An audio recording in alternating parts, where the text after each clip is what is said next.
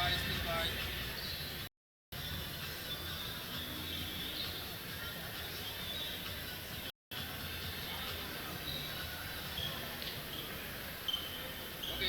10 seconds.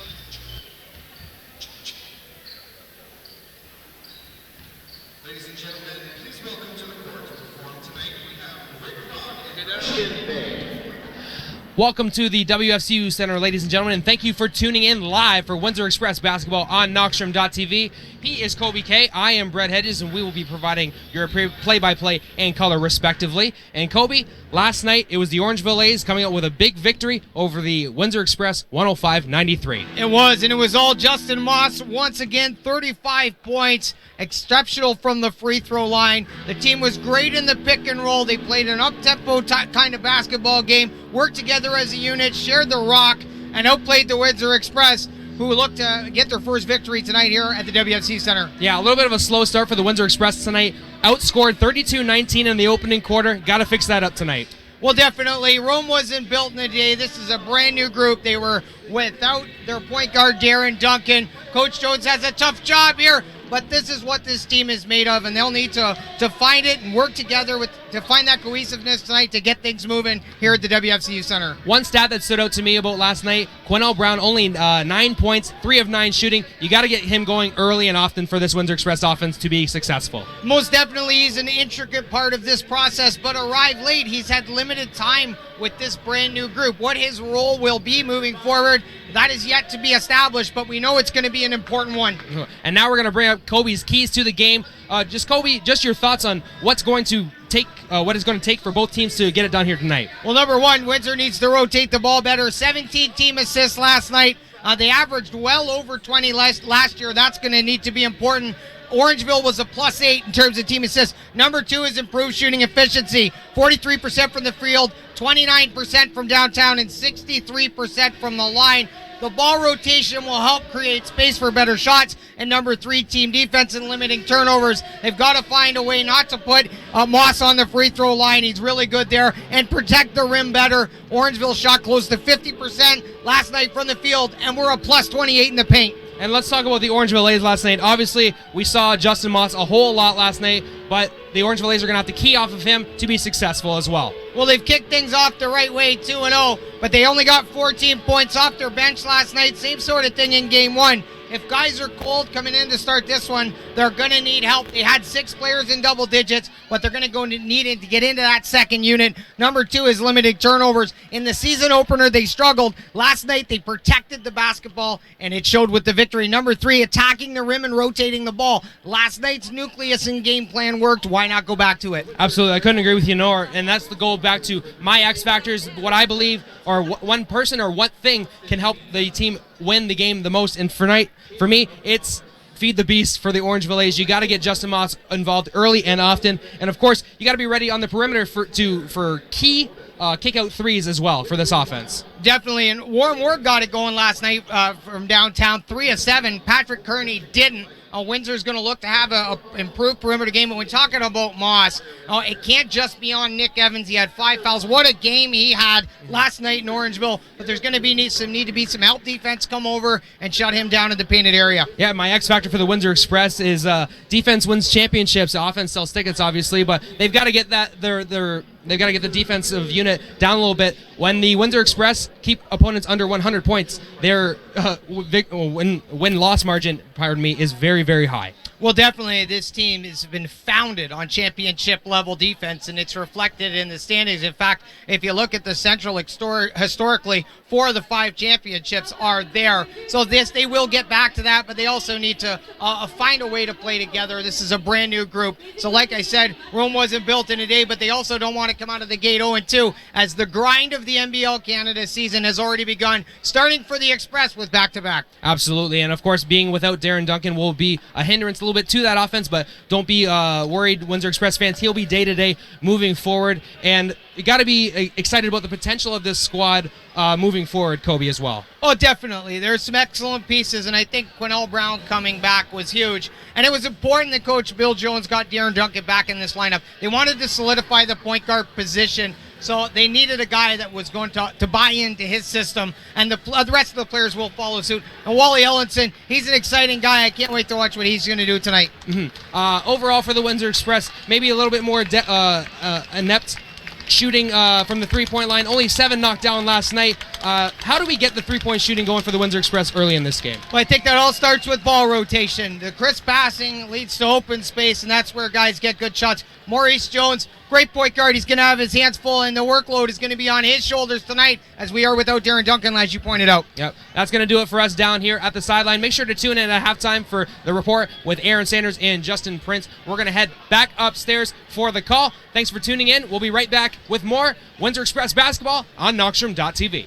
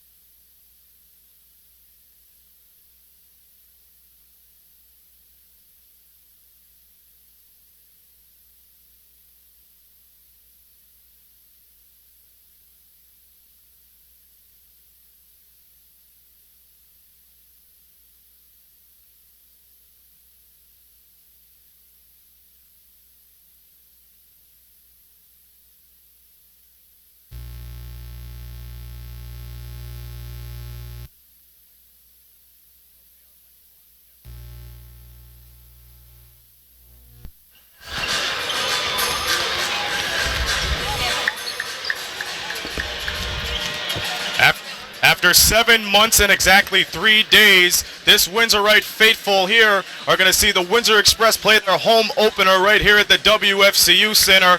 Aaron Sanders alongside JP Justin Prince giving you a short pregame analysis. And JP, there have been plenty of changes since the last time this Windsor faithful seen the Windsor Express. Let's elaborate on some of those changes. Well, there's been a lot of roster turnover coming into this season here, with many different new faces and some familiar names for fans of the league and in the Express.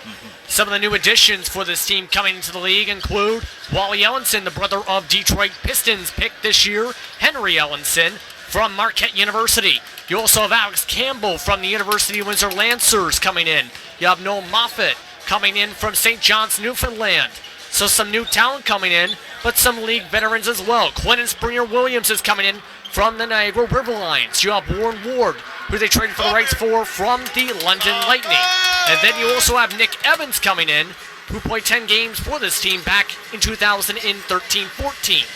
And now coming in as well, you also have the return of veterans such as Darren Duncan, who is starting on the IR, of course, with a knee injury day-to-day at this point, and Quinnell Brown, which was a move, as Coach Jones, Bill Jones, mentioned during the media day this Wednesday, was so quick it came on cut day, and he had just one practice before that game last night against the A's, who were playing, of course, here at the WFCU Center. Exactly. So a lot of turnover coming in.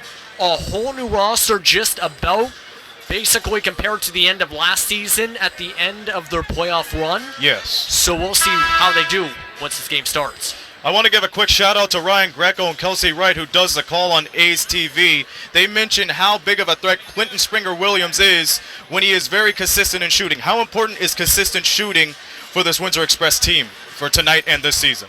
Well, it's definitely going to be a much needed thing here because they struggled offensively in that first half, and for much of the third quarter, took until around some point in the second half for their offense to get clicking. If they can gel together quicker in this game, they can do that. They outscored the A's last night in the second half. That's right. If they can do that again, where they keep it consistent in both halves, they are going to play a much better game on the offensive end. But the question is as well, can they stop the A's defensively as well? Exactly, because they had a lot of trouble. They've been pressured so many times. The Orangeville A's got them at the half-court pressure, which really killed them, but we're going to see what happens tonight. All right, like Brett Hedges said, we'll see you guys at halftime. Let's get this game started. The player introductions will be made by Stevie Belanger as we prepare for the home opener of the Windsor Express as they take on the Orangeville A's. We'll be back with a call in just a moment.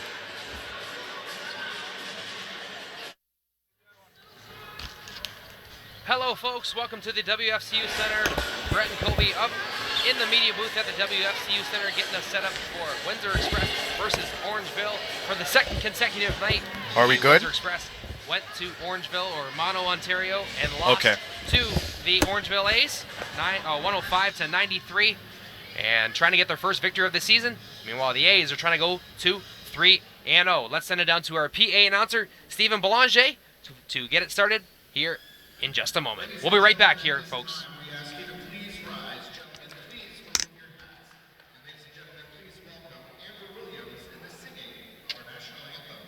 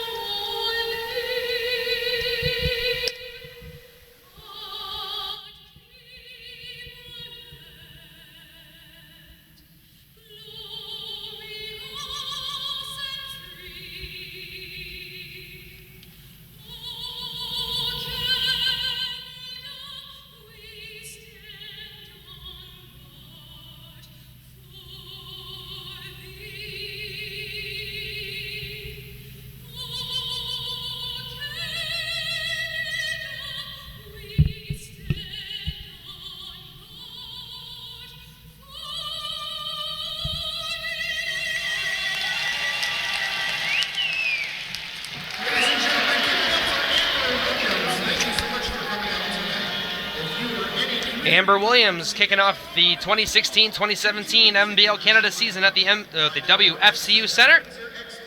Thank you for tuning in, folks. What a lovely day it is. Another day kicking off NBL Canada season action. My friend and colleague, Kobe K, what are you excited to see this year in NBL Canada? Well, first off, I'd like to say there isn't anywhere in the world I would rather be besides right here with you right now as the Orangeville A's look to kick off this season 3-0. What a hot start. They were really good last night in Orangeville, really taking it to Windsor. 48% from the field, 30% from the three-point line, 68% from the free throw line. Super efficient, had 51 boards collectively as a team. And I love the 27 team assists. I thought that was a fantastic number. We talked in the pregame about the 6 players in double digits really playing team basketball. Windsor's got their work cut out for them tonight. Absolutely, yeah. Anytime you give up double digits to 6 different guys. It's going to be a tough night on the defensive side of the floor. For the Windsor Express, Nick Evans really brought it last night. 24 points and 13 rebounds, leading the Windsor Express in both categories, respectively, after one game. Yeah, well, Coach Bill Jones said one of the things he wanted to solidify was the middle, and that's something that Nick Evans has done thus far. Like you said, 24 and 13, 11 of 20 from the field, fantastic numbers, but 5 personal fouls, and he had a tough assignment trying to maintain Moss, so he is going to need some help, but he is a very, very important piece, as here is you miss a guy like DeAndre Thomas. We look to see who will step up, in the middle to provide Nick Evans with some relief. Lester Prosper is a guy I think that might see some more minutes tonight. He's a big body, but that's an area that they have to absolutely contain. Yeah, Lester Prosper got tied up with Justin Moss a whole bunch last night. He had 5 fouls, like you said. What kind of... Is there any kind of defense to Justin Moss, or you just got to be able to take what you can take? You got to think he's going to score what he can score. You got to limit the guys around him to be successful. Yeah, it's tough. Orangeville is very good in the pick and roll. And if you put him on the free throw line, you're already working at a disadvantage because he's so good from the charity stripe. And if they're going to bring over help defense, they need to get that man back to in position to contest any jump shots that may come in following. It really comes down to hands up, tough defense in the paint, not trying to put him on the foul line and bringing over that help when possible. Absolutely. Bill Jones in his 5th season with the Windsor Express alongside his assistant Scott Newman in his 4th season, assistant coach Gary Mazza, Dave Walls, Daryl Jackson, Aaron McDonald, Alexa Page. We've got Dardis Willis down at center court right now. Let's take a listen to what he's got to say, and we'll be back for tip-off shortly here on Knockstrom.tv.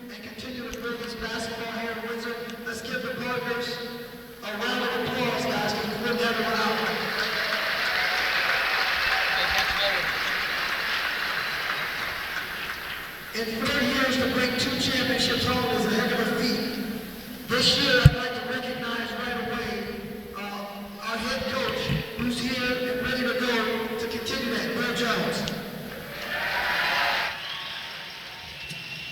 Let me know, guys, if you want to come back, okay? Turn on the volume. And finally, we have a young man who's joining us this year. He's not on the court yet. His name is Derek Duncan. Derek,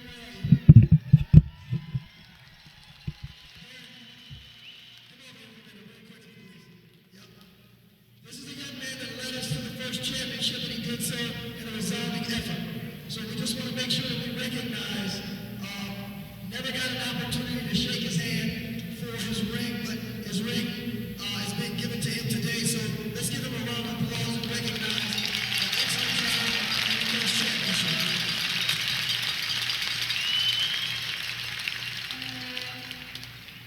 Finally, my fans. And when I talk about that, I'm talking about the fans that support the organization, the fans that drive the train, the fans that make it work.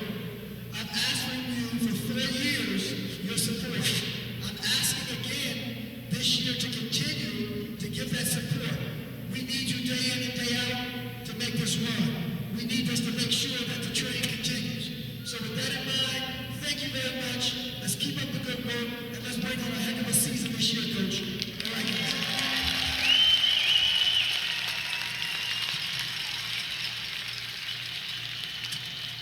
Good evening, Express Nation, and welcome to the WFCU Center for the home opener between the visiting Orangeville A's and your Windsor Express.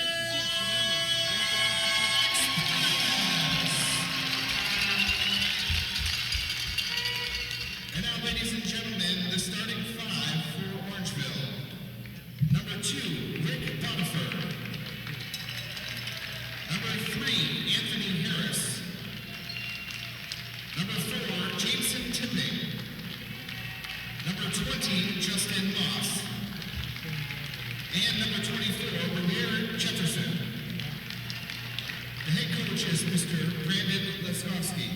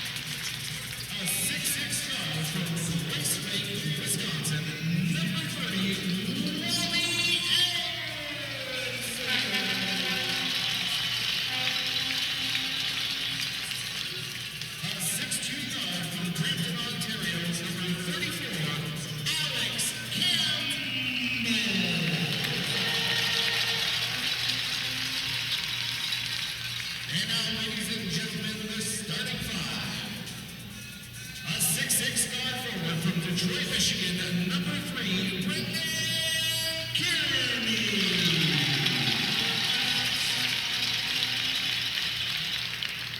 A 6'5" guard from London, Ontario, number 10, a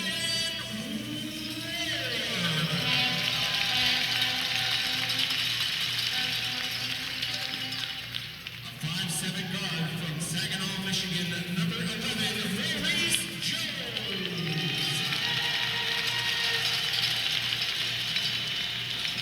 A 6'7" forward from Detroit, Michigan, number 23, Shantez Patterson. And a 6'11" center from Carbondale, Illinois, number 44, Nick Evans.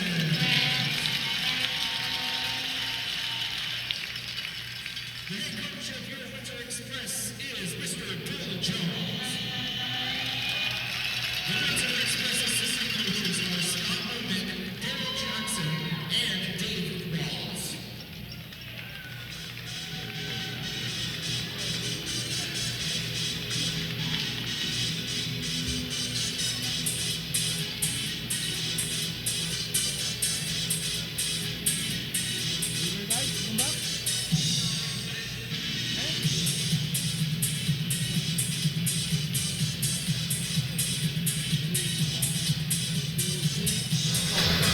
Welcome back upstairs, ladies and gentlemen. We're just moments away from tip-off, just a shade under 7:15. The Orangeville A's rocking some brand new jerseys. The Windsor Express rocking some new threads as well. I gotta say, I like the colors here, Kobe. Beautiful jerseys. Definitely some attractive schemes on these jerseys. All these players look ready to go. Exciting night here at the WFCU Center. Nick Evans runs over and gives the ref a fist bump. Absolutely, that's the big man in the middle, number 44, Nick Evans, starting at center for the Windsor Express. Number 3, Brandon Kearney. Number 10, Warren Ward. Number 23, Shantez Patterson. Number 3, Maurice Jones. A completely different look, starting 5 from what we've seen last year. One of the things that makes this league exciting is all the shifting. We have the core players that come back and then all the player movement. So it's certainly exciting if you enjoy the free agency tracking and seeing new faces and watching guys find ways to work together year after year. Absolutely. Maurice Jones, number 11, for the Windsor Express. For the Orangeville A's, number 2, Rick Bodiford. Number 4, Jamison Tipping. Number 20, Justin Moss, And number 24, Relier Jefferson. And number 3, Anthony Harris. Folks, we'll get us stats throughout the game. Unfortunately, we don't have live stats available to us, so we will get stats incrementally throughout the game. And the opening tip is up, and the Orangeville A's have possession. Going left to right on your screen here on Knoxstrom.tv. Jamison Tipping inside to Justin Moss. Loses it. But Rick Bodiford is there, and he drops it on the baseline for a deuce. I like the aggressive play, though, from the Express in the paint to try to make Moss's life a little more difficult. Brandon Kearney over to Jones. Warren Ward at the top of the key, steps inside the three-point line, puts it a little hard off the back rim. Rick Bodiford with the board. Quick pass up to Justin Moss off the glass and good for 2. Anthony Harris with the dime there. And that painted area is a place that the Express looked to control tonight. 64 points in the paint last night for Orangeville. 4-0 A's. Morris Jones. Kearney loses it. Saving it is Harris, but it goes right out to a wide open Shantez Patterson. He can't knock it down. Nick Evans with the O board. Kicks it out to Maurice Jones. High screen from Evans. Evades the defender, puts it between his legs, and Nick Evans is fouled. What a nice play there from Maurice Jones. And certainly Nick Evans working the pick and roll there. Jones finding the open man. Nick Evans making good things happen at the rim. And that was after the offensive rebound, so he's making some noise already tonight, Brett. Nick Evans to the free throw line. Big number 44. The 6'11" Southern Illinois native.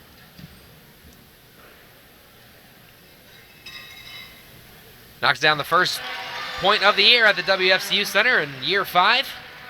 The pursuit is on. Nick Evans back to the line for 2.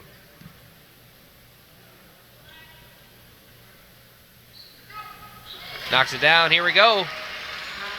A's to respond. Harris crosses the timeline. Tipping on the far wing.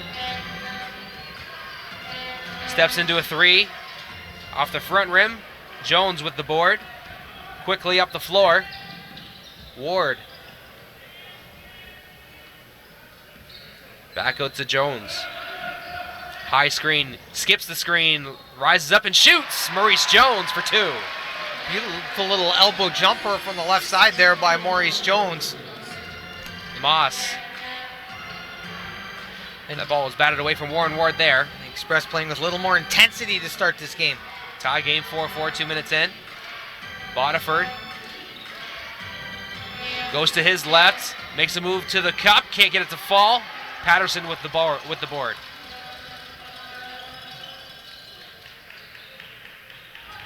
Nick Evans in the low post, working against Justin Moss. Bumps his shoulder into him. Spins to his right, can't get it to fall. I love the play call there, though. Good defense by Moss. Nick Evans just shy. Harris gets tied up with Jones. Knocked out of bounds, and it will be A's basketball.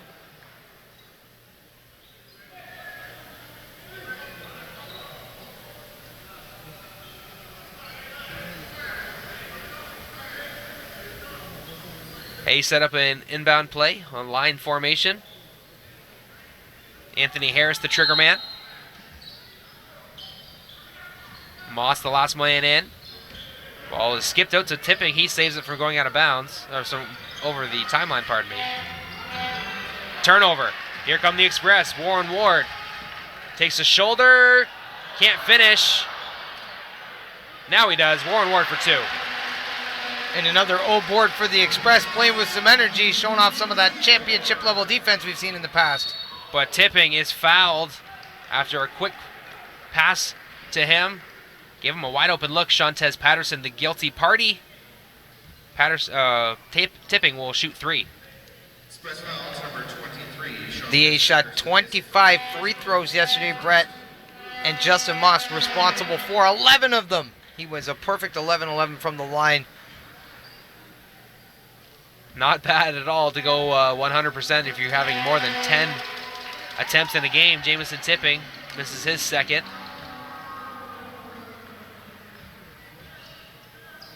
Warren Ward gets a few words from Coach Jones. Runs down the floor. Tipping misses the second. So 1 for 3 on the trip. And here comes Maurice Jones over to Kearney. With a jab fake over to Patterson. He's at the elbow, backing down to his left. Up and under, he'll draw the foul. Guilty on that play. Number 24, Relier Jefferson. To the line, Shantez Patterson.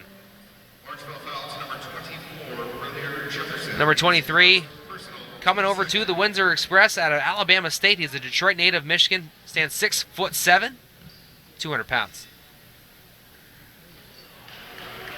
Misses the first.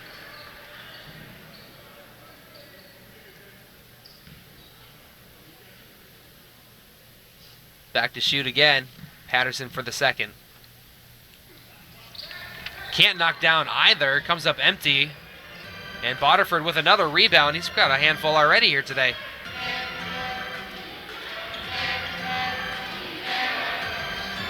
With a big 3 at the heel. Rebounded by Jefferson. It's good. Elbow jumper.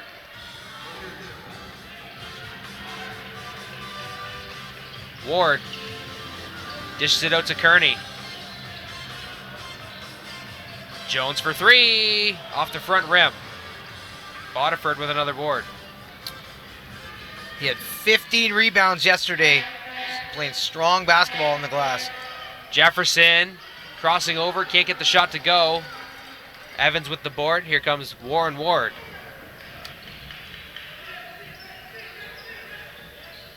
Inside to Nick Evans, outside to Warren Ward. No, 3 balls, no good.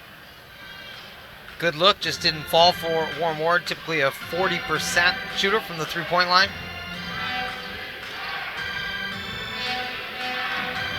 And Justin Moss receiving that pass and scoring. Another bucket for Justin Moss, who had 35 last night. Making it look easy right under the basket in the painted area. And that's a place that the Windsor Express are going to solidify stopping the A's. Nick Evans, baseline jumper, rattles out. Here come the A's. Anthony Harris loses the basketball. Kearney has it. Over to Ward. He squares up and scores. Off the glass and good. And there's Windsor playing good basketball in transition. Strong take to the rack and finish.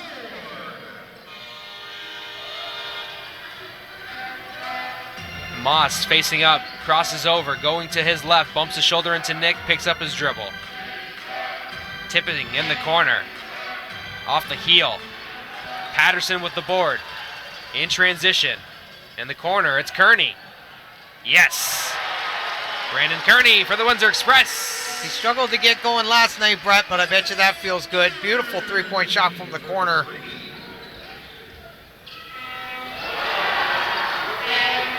Tipping for 3, it's good. Jones across the timeline quick, getting that Windsor Express offense going. Ward to Patterson. He's good for 3. Here we go. Things heating up for the Windsor Express. Patterson 1 for 4 last night. Gets Windsor a much-needed triple. Harris going to his left. Finds Jefferson in the back door. He scores on the baseline. If you're the Windsor Express, you can't have that. No, it's an area where they continue to struggle, and one Coach Jones will address during the next timeout, I'm sure. Nick Evans knocks the basketball out of bounds, and coming to the court is Quinnell Brown. And if you're the Windsor Express and you're bringing a guy like Quinnell Brown off the bench, that's got to be good news. Former MVP. He was 3-9 last night, only 7 points. He did trip in 5 boards, 3 assists. But really a guy that's looking to get going once again with this team. Brand new system, or team around him. I'm sure they're going to try to implement that same system with Coach Jones, but they're going to lean on this guy down the stretch. There is no doubt. Absolutely. 14 all here in the opening quarter at the WFCU Center.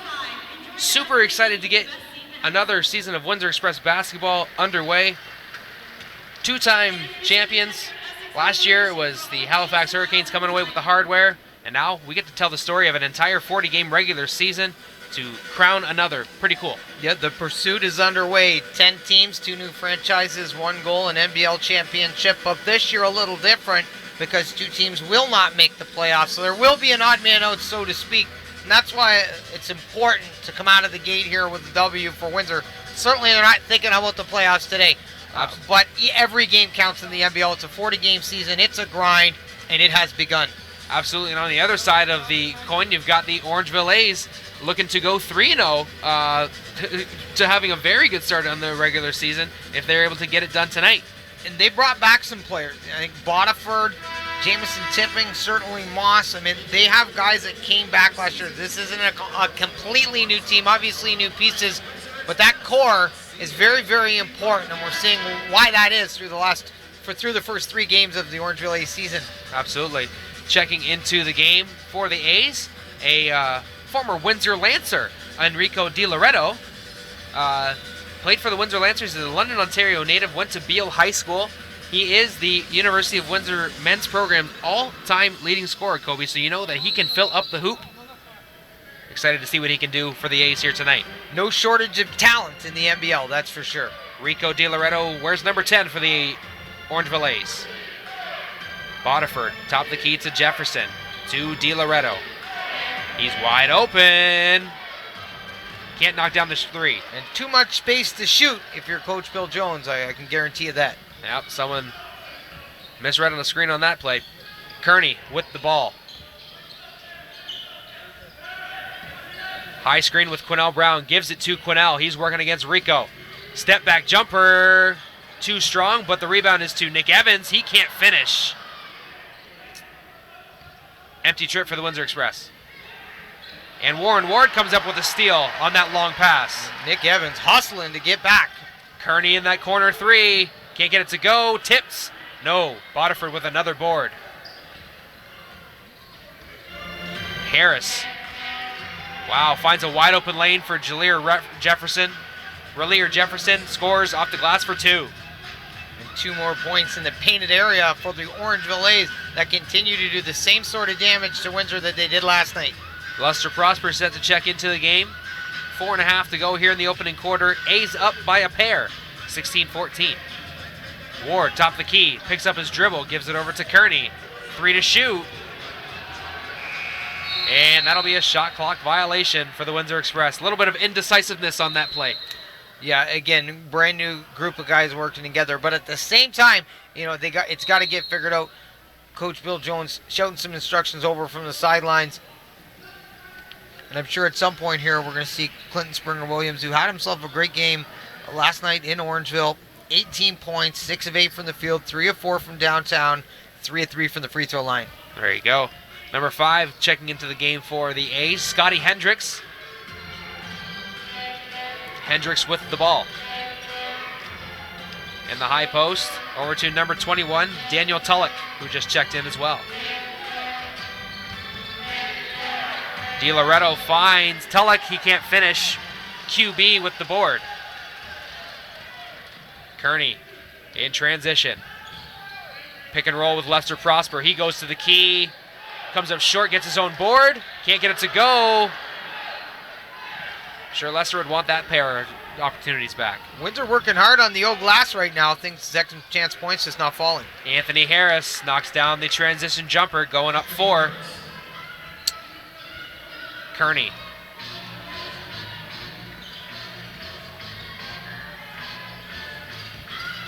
Over in the corner to Patterson. He lines up a shot. Can't get it to go.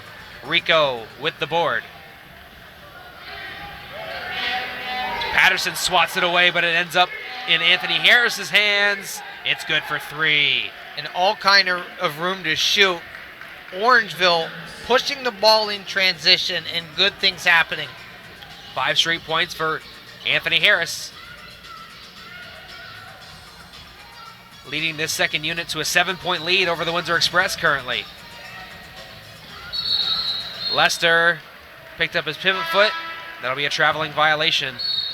And a pair of Express players coming in. 22, Gernard Giroux. And number 5, Clinton Springer-Williams into the game. Patterson and Ward checking out. And Kobe Gernard Giroux, who really lit it up in our preseason game last week. What do you think about him coming and joining the Windsor Express this year? Well, he brings a lot of athleticism and length to the floor. And I think he's a guy that can also play at a high tempo and get out there and run. So it'll be interesting to see how he fits into this system. Daniel Tulloch knocks in the rebound. And Orangeville takes a 9-point lead. Springer-Williams steps out of bounds on the catch. And it will be another turnover for the Windsor Express. And definitely some miscommunications going on. And Orangeville coming with the same sort of attack we seen yesterday, Brett. If it ain't broke, don't fix it. But I will tell you this, the Express have had a much better start. They aren't playing behind the kind of deficit that they seen yesterday. Jefferson hands it off to Harris. He finds a lane, kicks it out. Jefferson on the baseline, takes a bump. Over to Tulloch, up fake. Puts up a push shot. Can't get it to go. Loose ball on the floor, belongs to Quennell Brown. Springer-Williams for 3, launches, and it's good. Big shot at a big time for the Windsor Express. They shade under 10 points a game last year, but when he gets the minutes, Brad, I think he's going to give us double-digit scoring night in and night out. He's one of the U Sports products that this league loves, and there's Anthony Harris having himself one heck of a first quarter. And there is 2 more points at the rim for the Orangeville A's. 8-point lead. Brown. Kearney. Push. Knocked out of bounds. On the baseline, it will be Express ball. Maurice Jones checking in for Brendan Kearney. Some active hands in the lane for Orangeville. playing some pretty stout defense, not giving the Express anything easy, that's for sure. 1:17 left in the opening queue. Giroux over to Maurice Jones. Finds Lester Prosper for a two-handed slam. Beautiful feed into the paint. Prosper stuffed it home.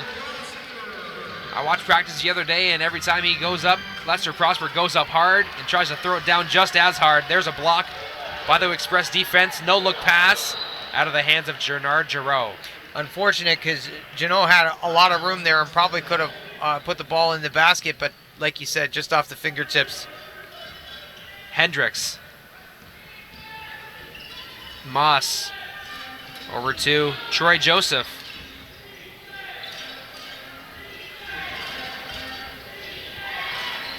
DiLoretto gets a high screen from Moss, turns the corner, goes to the coop, can't get it to fall. Tulloch with the follow, can't handle it. It will be Express basketball. Tulloch coming in the back door, almost secured that O board. Windsor comes up with the basketball. Jones with the handle, finds QB on the curl. High screen set with Prosper. QB loses it. Loose ball is knocked away. Lost off of the Orangeville A's. It'll be Windsor Express ball.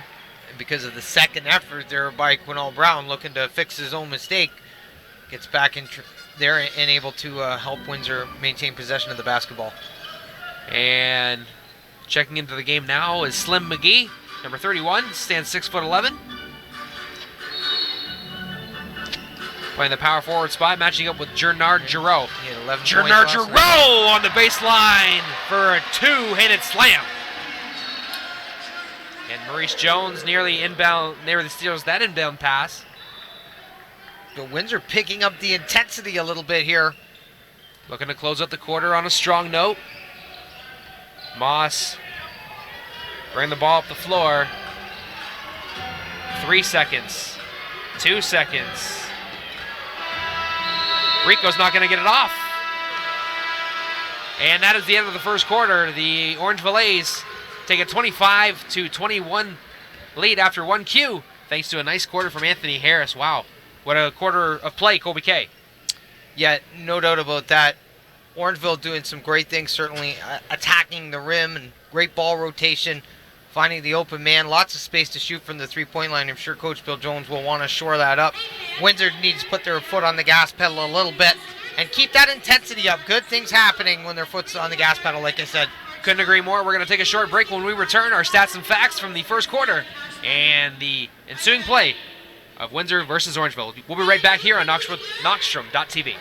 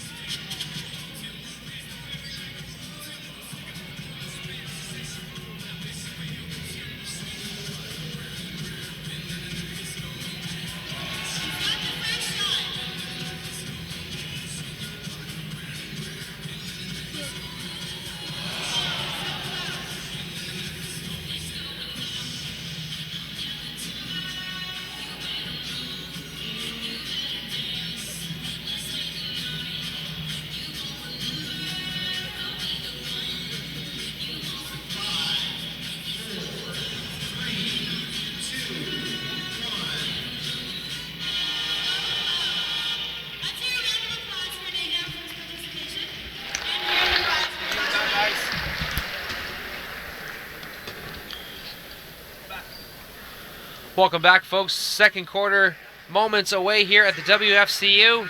The Orangeville A's lead 25-21 over the hometown Windsor Express. And there's a reason why they're 2-0 to start the regular season, Kobe. They can score the basketball. Yeah, great reads. Like you said, brought great offensive weapons here. And like I talked about, bringing back that core, very, very important moving forward with the new pieces. This is a confident group, and I'm not surprised they've started the season 2-0.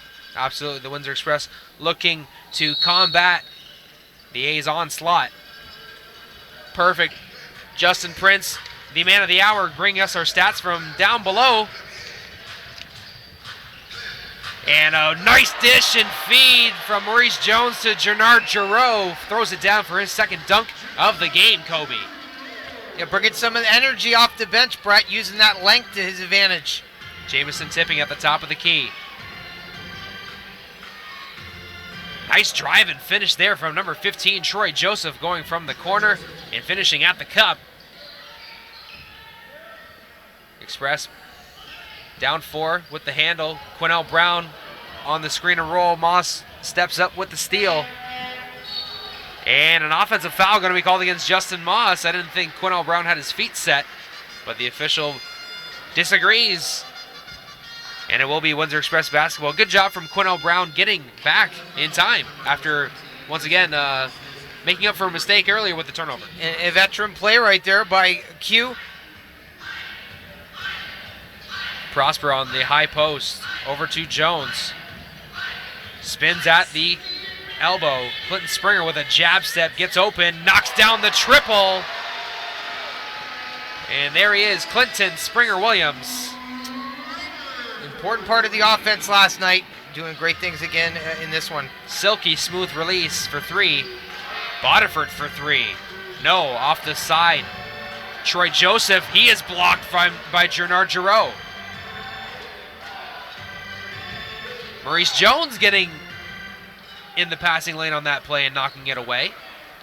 So the Express tightening things up defensively between quarters, obviously something Coach Bill Jones addressed.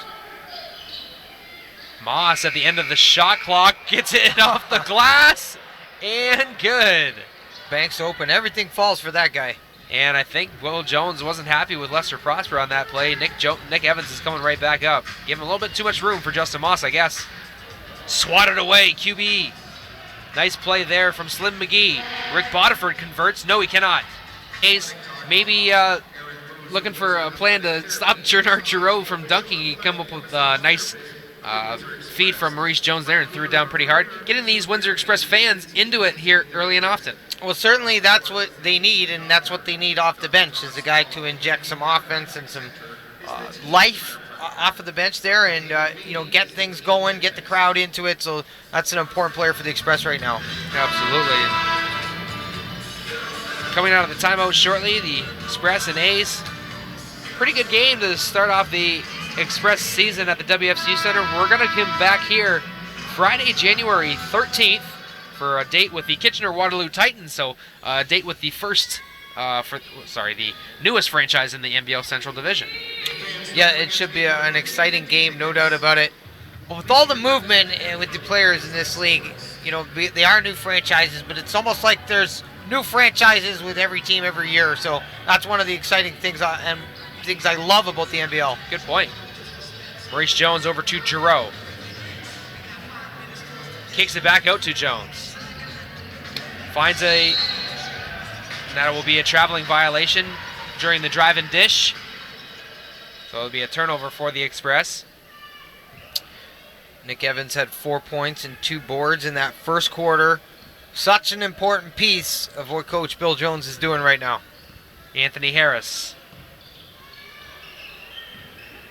Over to Jefferson in the low post. Rising, shooting, knocks it down over Gennard Giroux.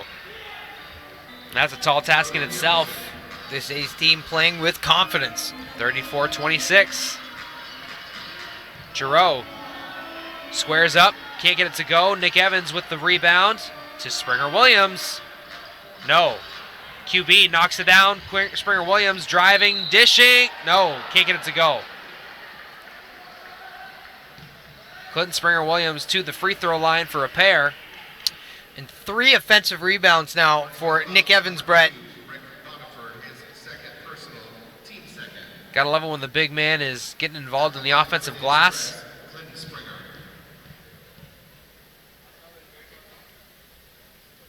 Knocks it down. Springer Williams, 18 points last night. Handful of points so far.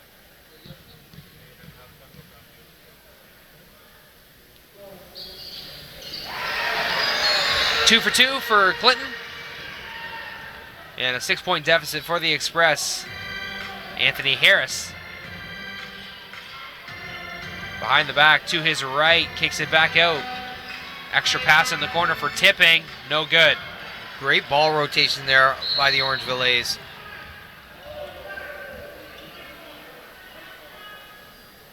We're going to have a foul. Believe that. All right, that's going to go against Justin Moss. That's his second foul of the game. I'm not sure what quite happened there. A couple players got tied up. Maurice Jones at the handle for the Express. To his left. Gennard Giroux getting ready to scoop. No, just knocks it off the front rim. Tipping. Knocks down the triple. I think Quinnell thought he was going to pass, but he elects to shoot and buries it. The officials say it's a 2. Tipping's foot was on the line. But an 8-point lead for Orangeville.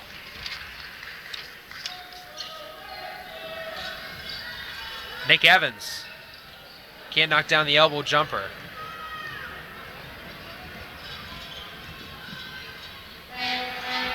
Oh, Bodiford can't convert.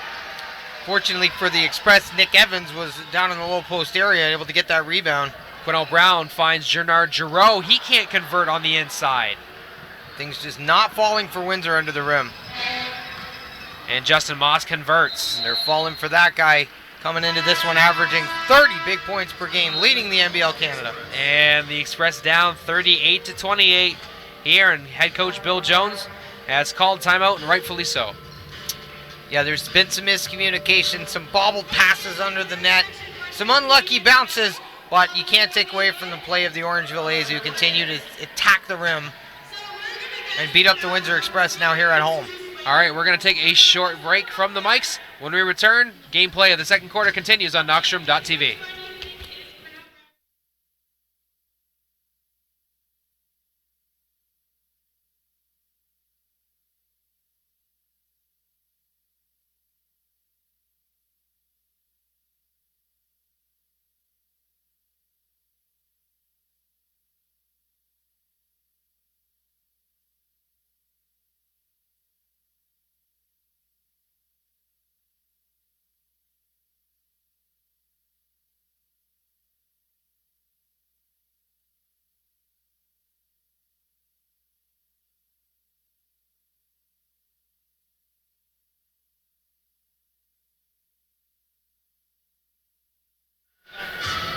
Welcome back, folks.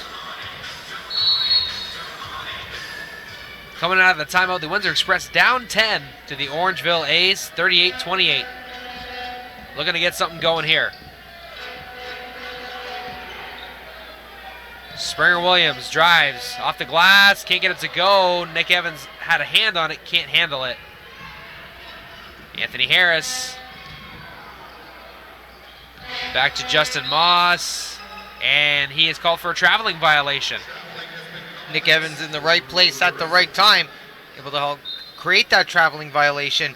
But Orangeville continuing to attack the rim and suck the Windsor defense into the painted area and then kick out to the three-point line, and that's helping them get some good looks, Brett. Jones hands it off to Ward.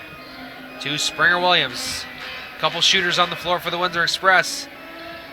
There's one. Springer Williams. No, off the front rim. Bodiford with another board.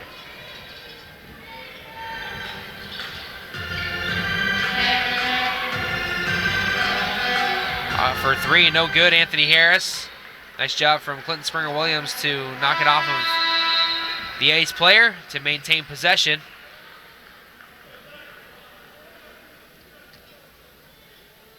And checking into the game, Brandon Kearney in favor of Clinton Springer Williams.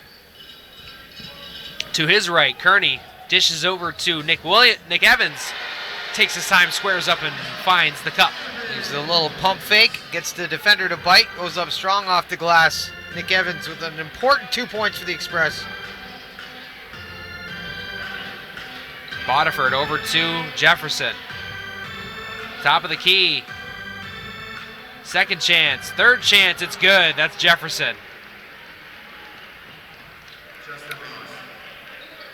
Nope. Lear Jefferson in on the tip.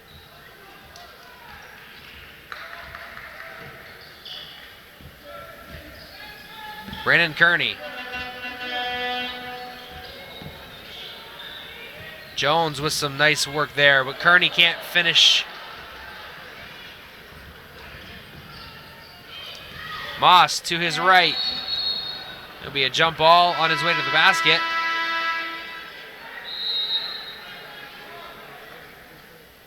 Some subs in for the Orangeville A's. Some new faces in the game. Bodiford and Moss check out.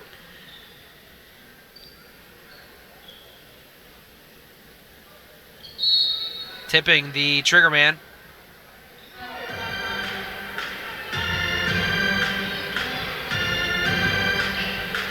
Harris. Troy Joseph. Back to Harris. Inside the three-point line. Gets off a shot. Not going to get a call. Ward with the rebound. Jones crossing the timeline. And he scores. It's good. Strong take on the left side. Maurice Jones. Pretty move right there. Looking to get things going for the Windsor Express. They're down 8. Going to be a kick ball by the Express. It'll be Orangeville basketball.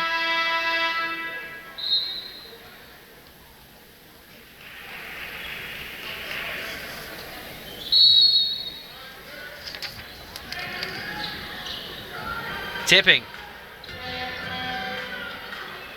Can't find Slim McGee. Well, Slim McGee can't find the bottom of the cup.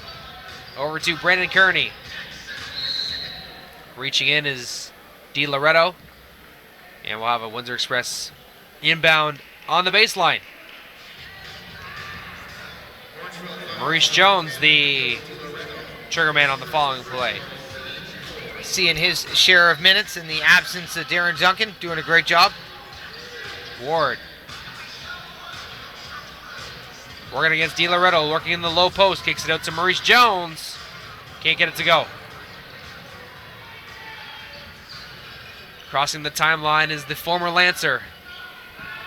Di Loretto drives to his left, is blocked from Nick Evans. That's the kind of defense Coach Bill Jones is looking for in the painted area. Nick Evans goes up strong with the block.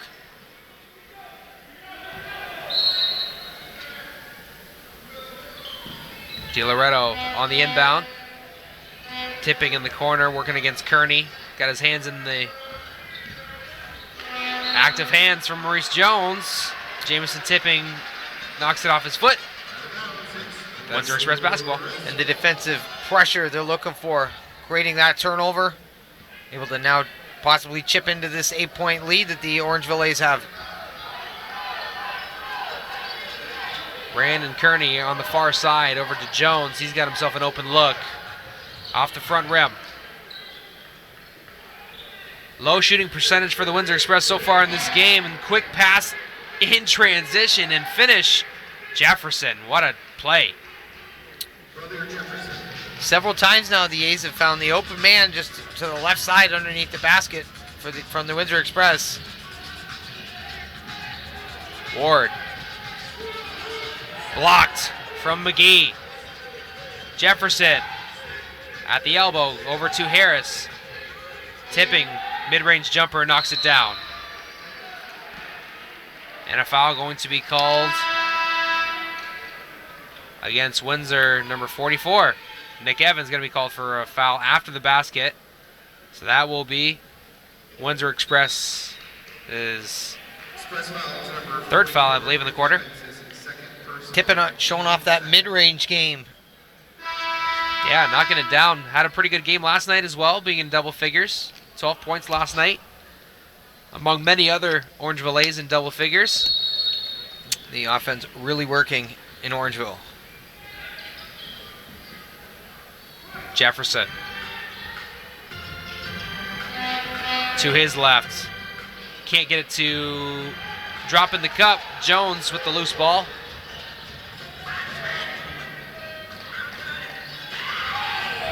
Kearney over to Evans. Gonna battle in the low post, no, gives it out to Maurice Jones. Finds a low man, Shantez Patterson. And Slim McGee is gonna be called for goaltending. And a beautiful pass into the paint by Maurice Jones. And a well-needed basket from the Windsor Express. Seemed like they had been unable to find the bottom of the cup in quite some time. 3:35 to go here in second quarter.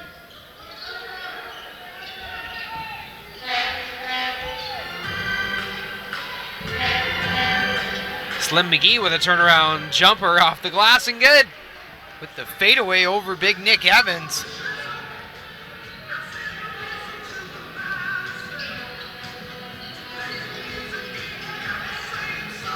Ward looking for the 3, no, gives it up to Kearney. He steps into one. No good.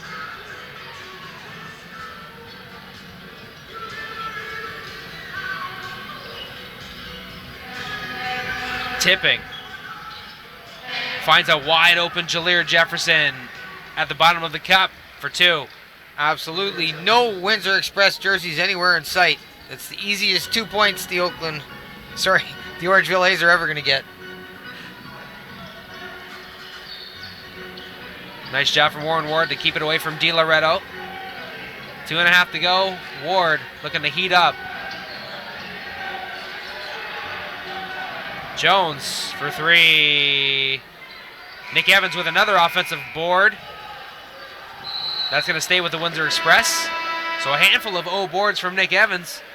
Just a lack of perimeter shooting tonight. Keeping the Windsor Express down 14 points, 2:20 to go here in the opening half. Kearney, the trigger man on the sideline play.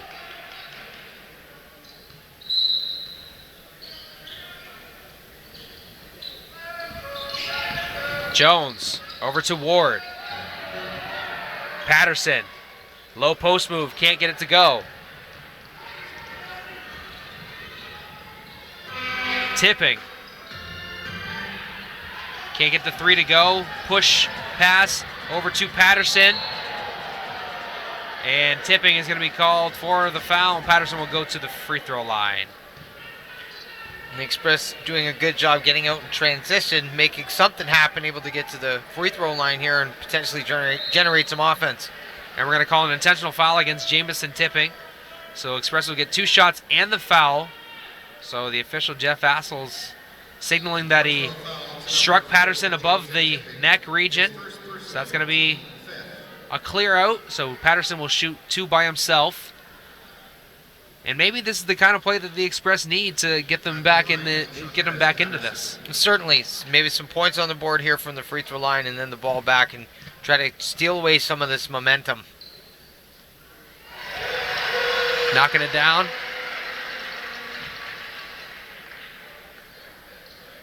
Tez looking to go 2 for 2 on this trip. There you go.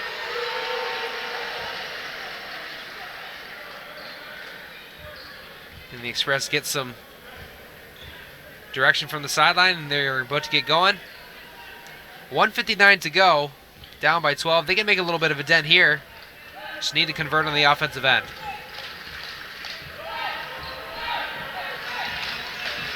Kearney. Over to Jones.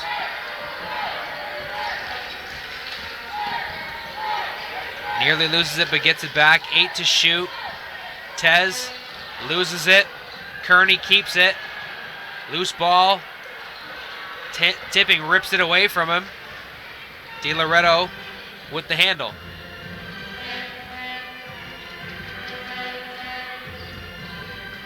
Crossing, losing it. Deflected off of the Di Loretto pass. So it'll be A's basketball.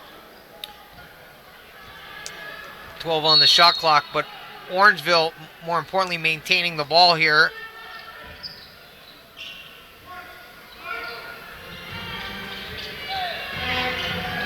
Moss on a give and go with Di Loretto. He is blocked. Express looking to convert. Ward, no.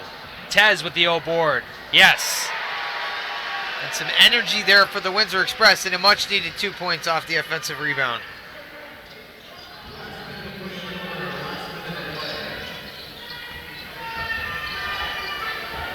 DiLoretto turns the corner to his left. Blocked, but a foul going to be called on the way down. 2 Express defenders getting over to try and block the DiLoretto shot. I'm not sure who the guilty party is. We'll wait for the PA announcer. But definitely the way that I think Windsor needs to protect that painted area. So I like the intensity and the effort there on the defensive end. Shantez Patterson called for the foul. And Rico puts his name on the stat sheet, the former U Windsor Lancer. So I'm sure Chris Oliver is happy.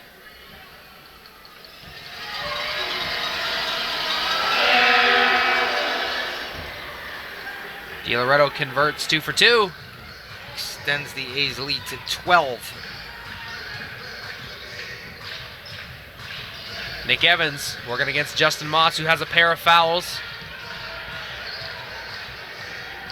And Nick Evans converts, gets it down to 10 points. Big bucket for Windsor right there.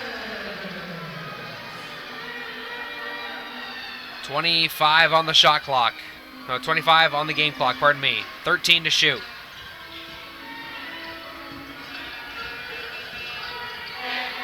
DiLoretto can't knock it down. Looking to draw the foul. Ref not having it.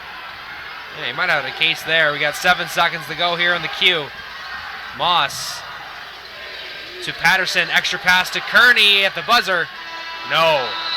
So the Express go down into halftime. 10 points, 50 to 40 to the Orangeville A's. Have themselves a pretty consistent first half. 25 points in the first quarter, 25 in the second. Yeah, and leading through all the quarters they've played against Windsor thus far. Speaking of the Orangeville A's, done a fantastic job once again coming out here in Windsor, not letting the Express run away with anything, and being efficient on the offensive end. Yeah, the Windsor Express got a little bit of work to do coming in out of halftime, and we'll have a short break and we'll send it down for the halftime report with Aaron Sanders and Justin Prince. We'll be back on Knoxstrom.tv for the second half with Kobe and myself after this little break. Tune in. We'll have Justin and Aaron shortly.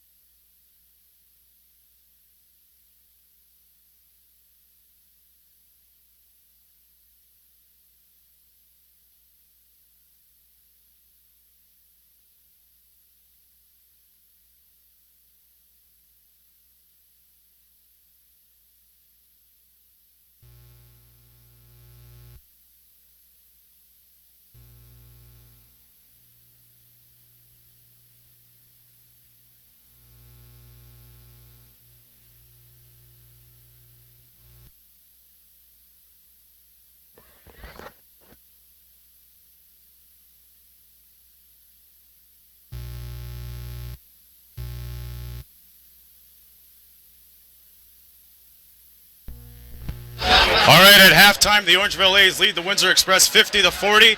We're here at the Knoxstrom halftime, right down courtside. This is Aaron Sanders alongside JP, Justin Prince, bringing it to you. And Windsor is really playing in a different tempo as they did last night, JP. Yeah, they're playing more of a slower tempo, it seems, to try and get that offense going. But in my opinion, there's been a lot of shots that have been going, just rimming out, hitting that front rim. They seem to be struggling trying to get some consistency tonight. Right now, they are shooting just 33% on the night overall. And that's not winning basketball. Yes, Orangeville shooting 40%, but they've been letting Orangeville consistently keep a 10-point lead as the game has gone on so far. The player that stands out to me at the half for Windsor is not only Shantez Patterson, but Lester Prosper. They're the ones guiding it inside the rim. We got to mention Nick Evans too, because as like last night, he's the one doing the damage, but now he got 2 players in the front court helping him out. Well, Nick Evans, of course, right now has 6 points as well as 8 rebounds heading into halftime. Both of those, well, the rebounds are leading the team. Quentin Spurrier-Williams leads in points, but he has been a big part of this offense so far. But the main problem with him is he's shooting 2 for 7. You got to be shooting better when as he shown last night. He's going to be one of the main key players enough on the offense, at least at the start of the season. Right. As for the rest of the big men, yes, Lester Prosper is making a good impact. Yes, it's not big on the stat sheet, 2 points and 2 rebounds. He has been, so far, been good on the defensive end to keep things from going crazy like they did last night at the Athlete Institute. And one thing, yes, you're right, the defense has improved. They really picked up on Orangeville's transition, but in return, their transition game's been not bad, Windsor. They're coming down the lanes, they're making smart passes, they're making sure they do not shoot outside unless it's necessary. They haven't been contested, they're drawing contact in the traffic, which led them to a lot of free throws. Yes, with this game, they have 8 free throws so far compared to Orangeville's 9 according to DAC stats right now. But right now, this has just looked like a really different team compared to last night. That's for sure. Last night, they had 11 turnovers at this point. They just have 6 right now, which is much improved from the passing end. They're getting to the line more, and they're getting more higher quality shots. Just a matter of making those shots, in my opinion. Exactly. Let's get out of this one, go to the out-of-town scores quickly. At halftime, the Lightning are playing at Meridian Center, play the Niagara River Lions. Lightning leads 64-50. Of course, it's a rematch of the Boxing Day brawl, which the Lightning lost 117 to 116. But so far, they are putting out a great display. Joel Friesen is the leading scorer for London for 10 points. Tyshawn Patterson with 13 points. But it's no surprise considering these two are great in the front line. Yeah, both teams are great on the front line, that's for sure, or with their performances so far. In my opinion, though, when you just step back for a second, in my opinion, Tyshawn Patterson is continuing to show he'll be the main offensive presence for this Niagara team. He has consistently been scoring well so far to kick off this season. Those 13 points in the first half show it, but of course you have Logan Stutz playing well, 9 and 6 for Niagara. Then you have on London, of course, you have guys like Julian Boyd. He's kind of struggling tonight so far, unfortunately. Just 3 points, no rebounds so far. And in the first game, at the very least, he was a major part of their offense as well. That's right. But overall, good game so far out at the Meridian Center with London up by 14. Well, Logan Stutz, we piggyback right back to that. He has no choice but to play well. His MVP title's on the line. Most of you know last year he was the MVP for the league, and I say, why not? Guy has great box out, but enough about that. We quickly go on to the east side. The Island Storm are playing the Halifax Hurricanes, and Halifax is leading that 87-79. And we see here, it's a great game. 8-point game, plenty of time left, 3:45 left to go in this one. And these two, we're looking at great caliber teams at the Atlantic Division. Both of these teams are going to be major contenders, in my opinion, for the Atlantic Division Championship this year. You have Coach Lorno down for the Island Storm. You have Halifax, the defending champions right now. And right now, they are still playing good. AJ Storr is playing good so far, 6 and 7. He was a standout player, in fact, for the Storm, in my opinion, in that first game of the season. And he's continuing to play well tonight. You have Leon Gibson right now with 14 and 8 as well. 14 points and 8 rebounds, of course, for the Storm. And then, of course, you look at that championship team, Mike Poole is surprising me a little bit this season. 15 points, 3 rebounds, 2 assists right now, heading down the stretch right now in a close game. That is currently now 87-85 for the Halifax Hurricanes heading down the stretch so far. Interesting fact, these both clubs have scored 46 total points in the paint. So it's pretty close, and we'll see what they could do with the bigs. There's one more game on the docket, and it is over, ladies and gentlemen. The St. John Riptides overcomes the Cape Breton Highlanders 109-94. We'll quickly go to the stat line. St. John shooting 46% from the field, 46 points in the paint. Imagine that, 46% field, 46 points in the paint. Leading scorer is Gabe Freeman. He had a double-double tonight, 20 points, 12 rebounds, and another great double-double game. This is a St. John Riptide team who's in the past have collected nothing but double-doubles and had Player of the Week contentions. Yes, with Gabe Freeman, that's what you expect from him. Double-double machine, and he did it once again tonight, playing well for St. John. And those points in the paint, 46, that's got to be definitely an issue, in my opinion, to look for with Coach Murray down in Cape Breton, because you can't be allowing that many points when you just scored 26 yourself if you're Cape Breton. Right. Like, that is a complete defensive breakdown just looking at the statistics alone for Cape Breton for this game. But a great game overall for the big man, of course, as you mentioned. You have Gabe Freeman, the double-double machine. You have Anthony Anderson, 15 and 5 as well. And you also have guys like Brian Addison doing well. 11 points and 5 rebounds as well. Right. So a good performance for St. John out there. Although they had a little bit of a scoring battle there with Booker Woodfox scoring 21 points for Cape Brennan tonight. Dean Murray's squad has a lot of high hopes, but they have yet to pick up their first win. I mean, you've seen how they played at Center 200 a few nights ago for their debut, lost at the buzzer, but plenty of high hopes. I believe this is a team that could really dominate the court with their back line. But as for the Riptide, you know, same old story, double-double, and that is really consistent for that team, and they are the reason why they are the underdogs of the Atlantic Division. Yes, sir. They are going to be a team to watch this year to contend with the main contenders for this year's division as well. That's right. Okay, we're going to switch over to tips for the second half. Windsor, it doesn't get any simpler than that. Keep on feeding it inside, but however, crisper ball passes, because you've seen so many times that the little guys out there could not handle the ball, and even if they did, they dribbled it so many times to the fact where Orangeville just came in and put the trap on them so quick that led to the transition game. In my opinion, they were a little bit too patient at times on top of that. Like I mentioned as well, the shots, you have to make sure you make those shots. They're getting the opportunities and the open shots, the open three-pointers, the open shots in the paint and in the post, yet they're not making those shots when they need to. They're constantly, like I mentioned before, running out. They need to make those shots and, like I said, have that crisper ball movement to get more and more opportunities, because they're being too patient much of the time and getting close to the end of the shot clock half the time. Like one play, you had fans screaming, pass the ball, as Warren Ward had the ball, passed it finally to the point guard, or over there in Maurice Jones with 4 seconds on the shot clock. Indeed. How are you supposed to get a good shot like that when you have to chuck it up for almost Curry range from three-point land? Desperation time. If you're Brandon Levosky, what do you say to the A's to close out this final 24 minutes of this one? Well, you have to make sure you force more turnovers. Yes, as you said, the passing's been an issue, and getting the offense going has been an issue for the Windsor. But at the same time, they have to force more turnovers like they did last night that helped them pull away as much as they did in that first half. Right. If they can do that here in the second half, it's going to be a pretty ugly one here at the WSU Center for the home fans here in Windsor.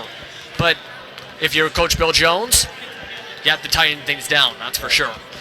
Personally, on my opinion, we got a new breed, as we mentioned over and over again on the telecast. Windsorites are still adjusting, still getting the time to gel to this new Windsor team. Shantez Patterson, Lester Prosper, and of course, the veterans like Nick Evans, Darren Duncan, he's out, but he'll get well adjusted to it when he comes off the IR. But I was looking at the crowd throughout the whole evening, and they are really hyped to it. Once again, they got to gel to it, but they really love this Windsor team.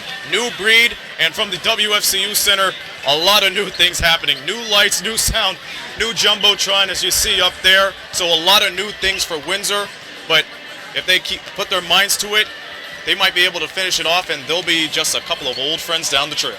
We'll have to see, that's for sure. Keep in mind, though, as well, one thing to note, Windsor was the last team to start off this regular season as well.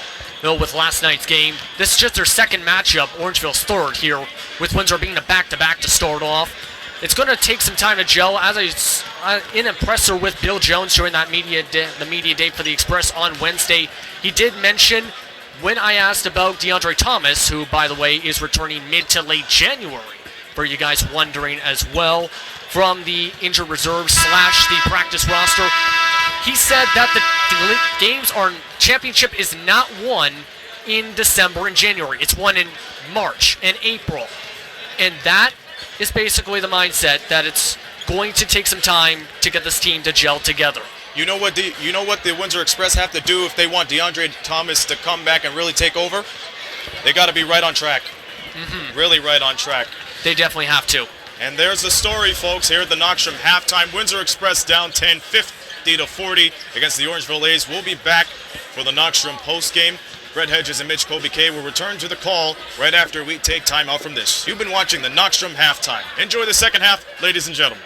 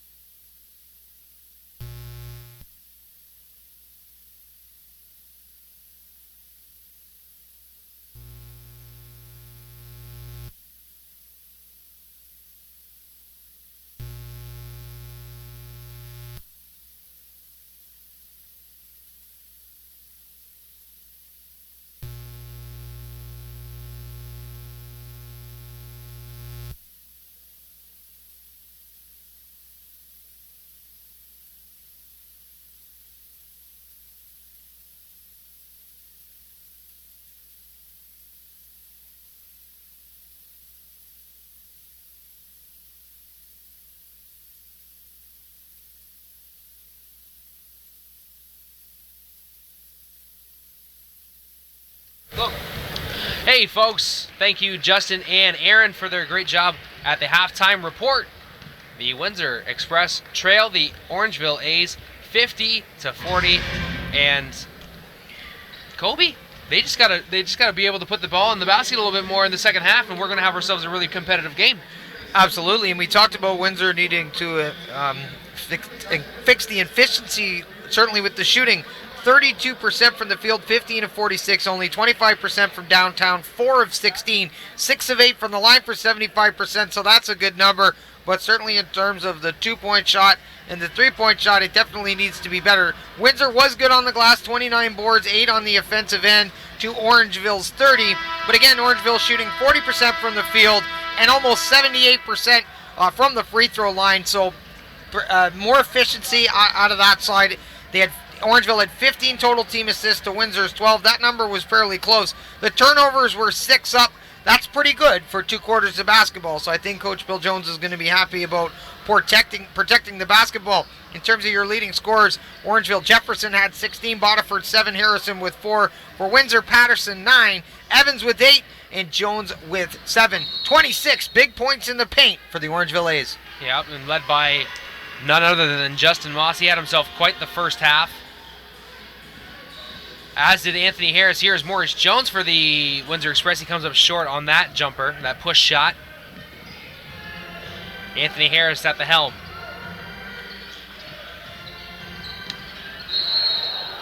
And that will be a call. And it will be Orangeville basketball. Maurice Jones on the foul.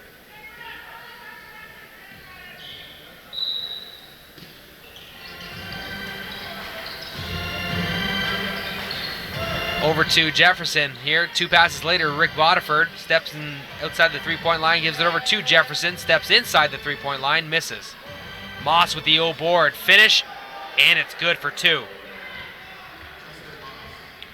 Justin Moss getting it done. Doing what he does best. Strong play at the rim and efficiency from the field. Jones to Kearney on the curl. Yes, knocks down the jumper. And that's the kind of quality shot the Windsor Express want to take. Kearney buries the long 2. Moss swatted away from Patterson, but he gets it right back and scores. You can't give Justin Moss second chance points opportunities like that. Certainly from offensive rebounds, he's going to make it count. Moss has the A's up by 12. Kearney spinning, driving, coming up short. Tipping over to Anthony Harris quickly. But Patterson knocks that ball away and will remain with the A's. In the corner, who continue to take it to the Windsor Express. Playing great transition basketball right now.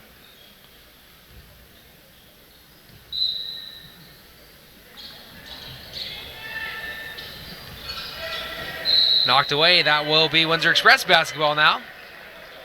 Thank you to the man with the plan, Justin Prince, for all the best. Doing a great job on the halftime report, doing our stats running too. We had our stats report there, but it's always good to have second copies moving forward.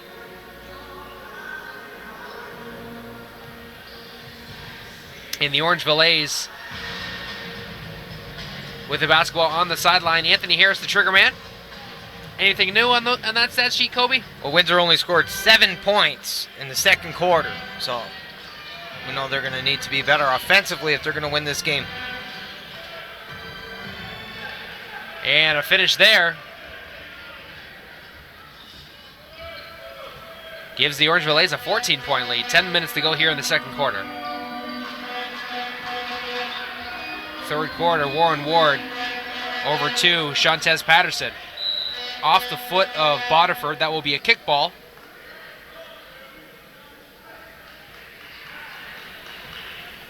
Windsor ball on the baseline.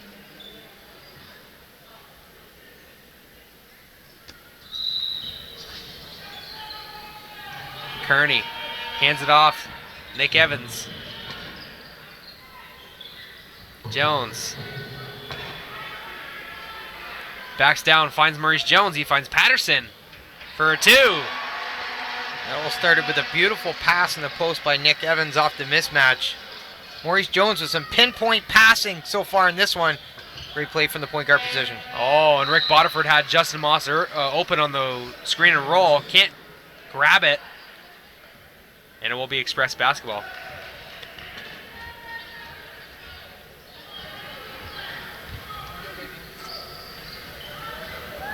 Kearney on the curl once again. So the offense now working for the Express, picking up the efficiency and helping each other find high-quality shots and attempts. But quickly up the floor are the Orangeville A's. That transition defense from the Windsor Express getting a workout in this game, Kobe. Definitely. They push the pace. They make things happen. They're getting after it. It's one of the reasons why they're up 10 points right now. Jefferson hands off to Bodiford. Steps into a long perimeter shot. No good.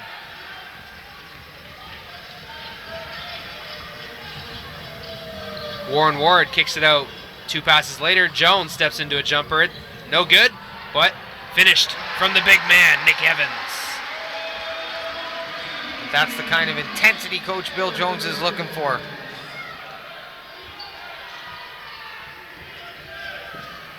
Anthony Harris can't convert on the drive.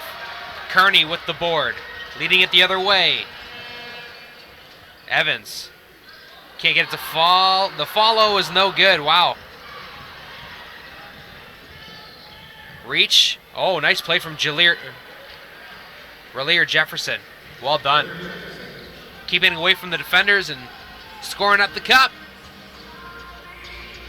Ward. Kearney nearly loses it. Jones turns the corner inside to Nick Evans in the low post, working against Justin Moss. And that foul is going to go against Justin Moss. That's going to be his 3rd. A lot of lumber being put into Justin Moss on that play by big Nick Evans. Getting it done, though, getting to the free throw line. And that's the matchup to watch here tonight, I believe. The 2 big men banging in the post. Seen them matching up a couple times throughout this game. That's the 3rd time Moss has been called for a foul. And number 31, Slim McGee, will check in for the aforementioned Moss. And you had asked earlier, what are some ways you can contain Justin Moss? And that's a plan right there. You know, look to draw some fouls, and he is forced to take a seat. Yep, make the coach make a move. Warren Ward on the catch and shoot for 3. It's good. So this is a much tighter offense right now. Trailing by 7, Windsor Express. Down by as many as 14. Harris for 3. Yes.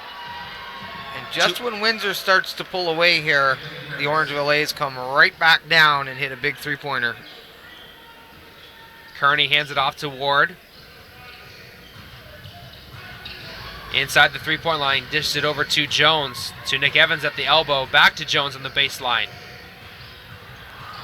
Trontez Patterson knocked that ball loose. It'll go off of Slim McGee, and it will be Windsor Express basketball.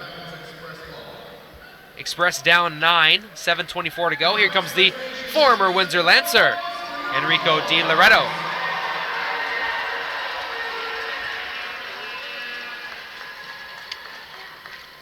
Kearney, the trigger man on the Express sideline play. Kearney spent time at Michigan State under head coach Tom Izzo. Watching him in practice the other day, repping his Spartan shorts. And Nick Evans going off the glass for 2. Nick Evans certainly finding his range early in this game. He's knocked down some shots in the mid-range and now getting it done in the low post. Now there's a foul called on the transition. It's going to be Nick Evans. And as well on the glass, Brett. And certainly with the leadership piece. You know, he's out there being vocal and being a leader on the floor, and that's something they need out of him for sure. Slim McGee off the glass, no good, too much on the shot. And if anyone follows me on Instagram or Twitter, would have seen a video I posted about with Nick Evans talking about him spending the Christmas holidays at local Windsor Met Hospital. Warren Ward misses on the turnaround there. Got to visit some sick kids, hospitals, and doctors. Oh, there's a goaltending call against Big Nick, who makes a concerted effort there to get back, though, in transition.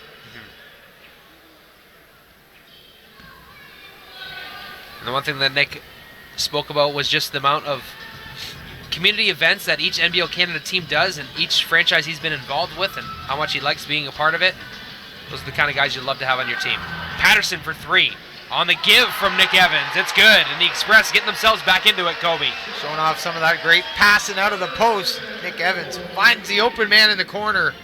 Add an assist to the big man stat list today. Harris getting a pair of screens, working against Maurice Jones. Spins in the lane. Goes up with the left hand, can't get it to go. Nick Evans with the board. Maurice Jones crossing the timeline from left to right. Windsor in those white and red jerseys, beautiful, with the 5 patch signifying the 5th year of the franchise. This is the time to make the push if you're the Express. Yep, Maurice Jones picked up that pivot foot before he put the ball down, says the official. Unfortunate turnover for the Express. Is this thing within reach? But Orangeville holding fast. We're right in the dead center of the 3rd quarter. The Windsor Express down 6, looking to make a bit of a move. Kobe, a little bit more of an energy-filled Windsor Express squad to start the 3rd quarter. Well, definitely, and no turnovers. Ones at least that are avoidable. The more they have the basketball, the better off they're going to be. I like the passing a lot better this quarter. I like the energy, and I like the defense, and I think those staple things are the most important pieces. Absolutely. And Kobe, what are you looking forward to seeing this NBL Canada season? Because I know what I'm looking forward to, and that's the Clash of the Coliseum 4 that's happening February 8th against the Kitchener-Waterloo Titans. A special day that's going to be happening at Coliseum at Caesars Windsor. There's going to be 3 games going on. They're going to have the University of Windsor women's team playing the Wilfrid Laurier Golden Hawks, which is from the Kitchener-Waterloo area. We're going to have the women's team, the varsity teams face off. The men's varsity teams battling at 5 o'clock, and then it will be the marquee event, the NBL Canada game at Caesars Windsor against the Kitchener-Waterloo Titans. So a really exciting day, building up. Only 5 weeks away, Kobe. I just checked my calendar yesterday. Yeah, they've beefed it up. Professional basketball at any level in this city, very, very popular. They have the beautiful venue at Caesars. They're able to help the community come together, do something amazing. People can come out with their families and enjoy basketball at the highest levels. And of course, for a purchase of 1 ticket, you get access to all 3 games. So for as low as $15, you can get 3 games of action at the highest quality and the best venue in town at Caesars Windsor. So make sure you get those tickets, folks. Make sure you visit windsorexpress.ca for more information. Coming out of the timeout, Anthony Harris. And he's going to be called for an offensive foul, using that arm and that leg almost to kind of use him as a can opener to get around that defender. And he's called. So Maurice Jones negates his turnover. They get the ball back here and a chance to cut into this lead. Just 6 right now, so really a good time for Windsor to make a push here. Quinnell Brown being inserted into the lineup right now. Nick Evans in the low post. Quinnell Brown on top of the key for 3. It's QB! Love the play call there. Pass into the post to Nick Evans and finds Quinnell Brown, the top of the perimeter, drains the 3. How many times have we seen that? Not enough times, my friend. Glad to see him back after spending his time away from the Express last season. DiLoretto steps inside the 3-point line, gives it over to Tipping. Takes a bump. No, they're going to say it's a traveling violation against Jamison. And a chance for Windsor to make the most of an ace turnover. Maurice Jones. Windsor Express down by 3. 5 minutes to go here in the 3rd quarter. The Windsor Express fans can feel it. Evans on the baseline jumper, talking about showing off that range. He gets it done there. He's feeling it, Brett. He's been the best player on the floor for Windsor tonight. We see the passing, the rebounding, and the scoring, and of course the defense. Harris turns the corner, takes a bump, and that's going to go against Nick Evans. Evans pleading to the official. But don't take much, especially a split second, and now comes into the game Lester Prosper. So these are important minutes for Lester Prosper. Big shoes to fill. Nick Evans, like I said, most important guy on the floor right now for the Windsor Express, so he's going to have to pick up some slack and do some of the same things. Certainly anchoring things down low. Harris to the free throw line. knocks it down.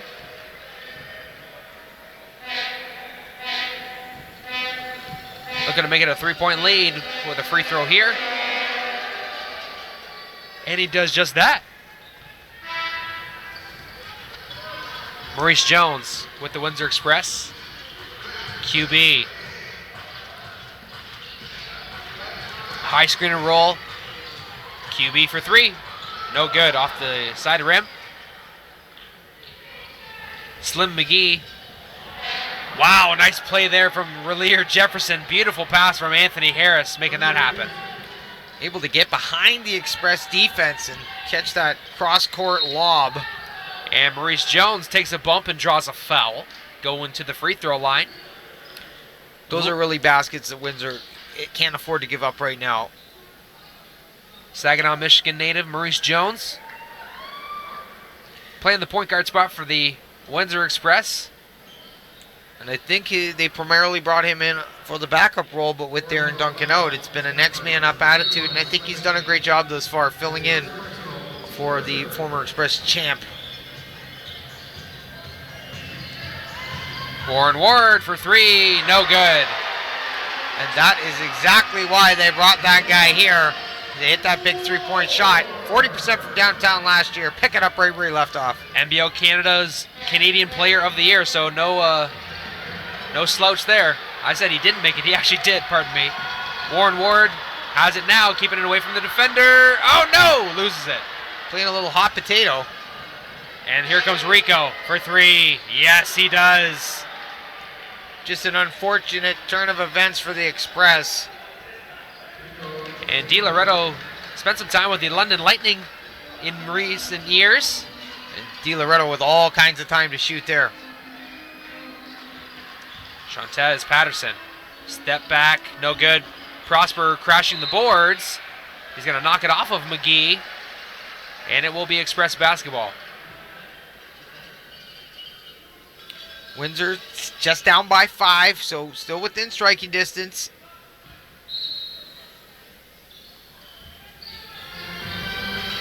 Ward on the catch. Ooh, a nice creative drive there, and Warren Ward gets the shot off and draws the foul. Smacks himself in the head, and he said, let's go. Going to the free throw line for a pair.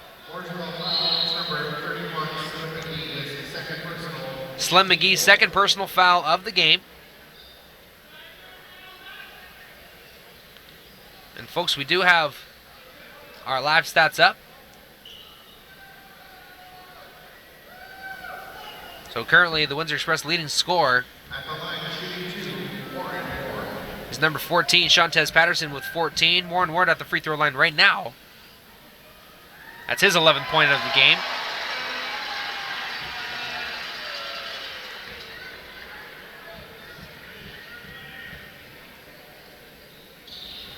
Knocking it down, Warren Ward for a pair there. And as I said, he was the Canadian Player of the Year last year, playing with the London Lightning. Got some valuable experience. Went to the NBL Finals last year, was a big part of that team. So no surprise he was a coveted man in the offseason by the Windsor Express. The Express outscoring the A's this quarter, 25-19. It's been their best quarter of basketball so far tonight. And drawing a foul there is Rick Bodiford with under 3 minutes to go here in the quarter. 69-66 A's lead.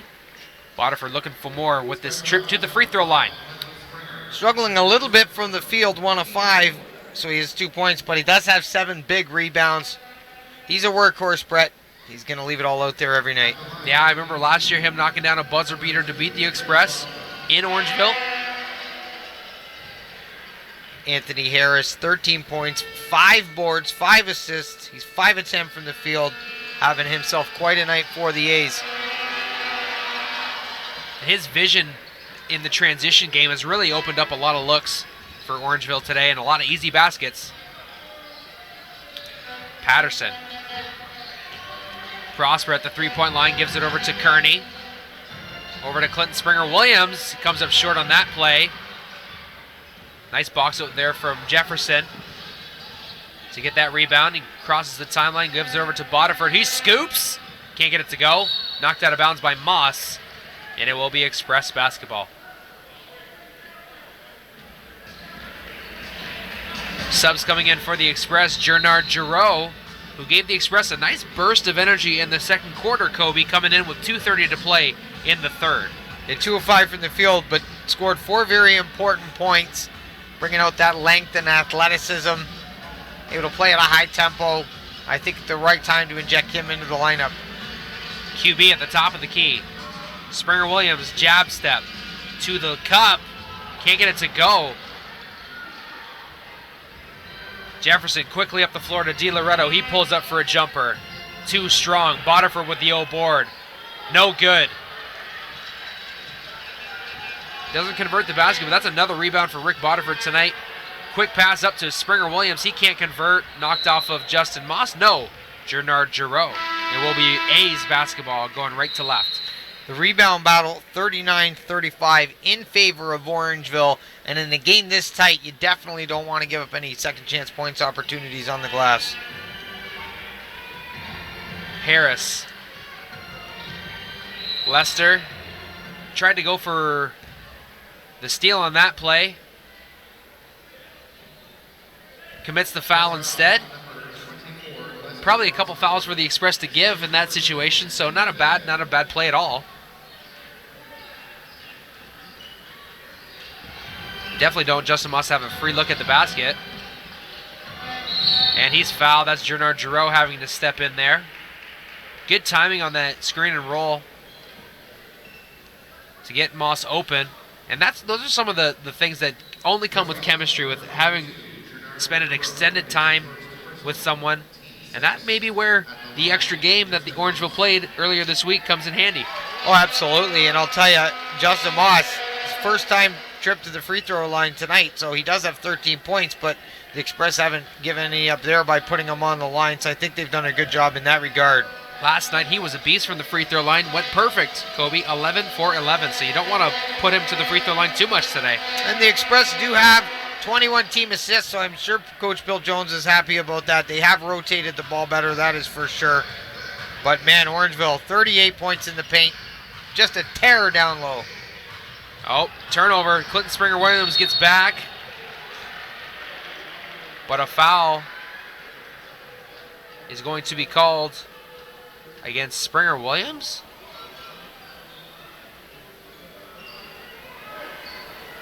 Excuse me. Second personal for Clinton Springer Williams. It will be Orangeville basketball. So a turnover leads to another foul. 1:30 to go. Windsor down 7 now. Down by as few as 1.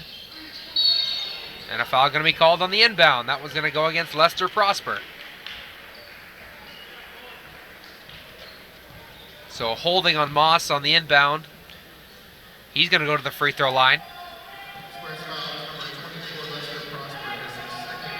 Moss had some really nice rotation on his first 2 free throws. He typically shoots the ball very well from the free throw line, which you don't always see out of a big man, and a great attribute to have for the Orangeville A's. So we had at least a 13-stroke streak going before that one.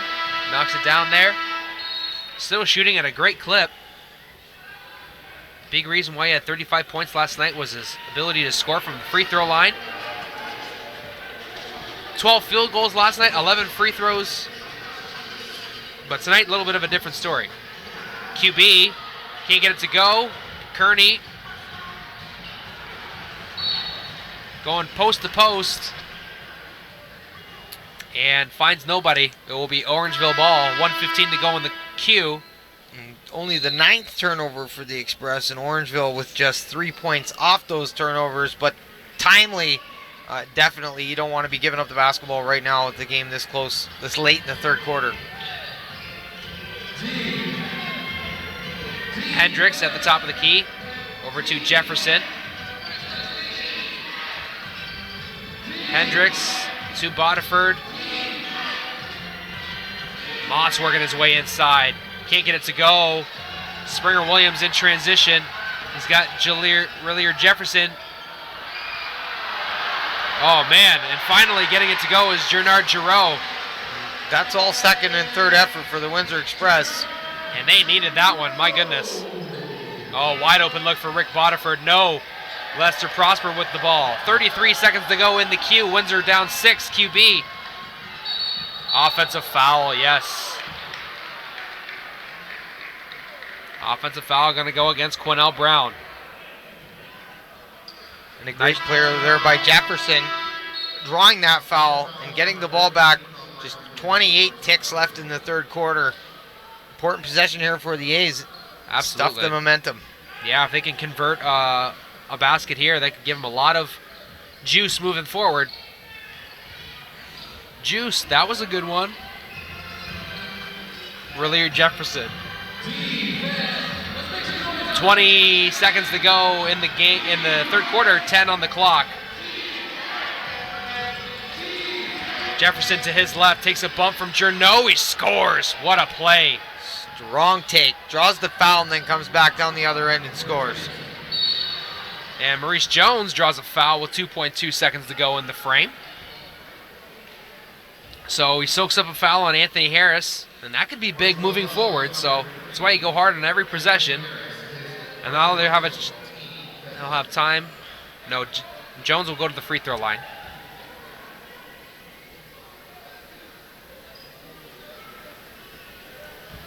And Maurice Jones is going to shoot 2. He has 12 assists thus far in this one, Brett. 2 of 9 from the field, but those helpers so important. Jones can't convert from the free throw line. Express out without Darren Duncan for at least this weekend. Spoke with Coach Jones yesterday. He will be day-to-day from this point forward. And such a big piece to be missing if you're the Windsor Express this early. And Jamison Tipping with the heave. That is no good. We're going to have a quick break in between the third and fourth. The Windsor Express down 7, 76-69. We're going to take a short break. When we return, the fourth quarter between the Orangeville A's and the Windsor Express on Knockstrom.tv.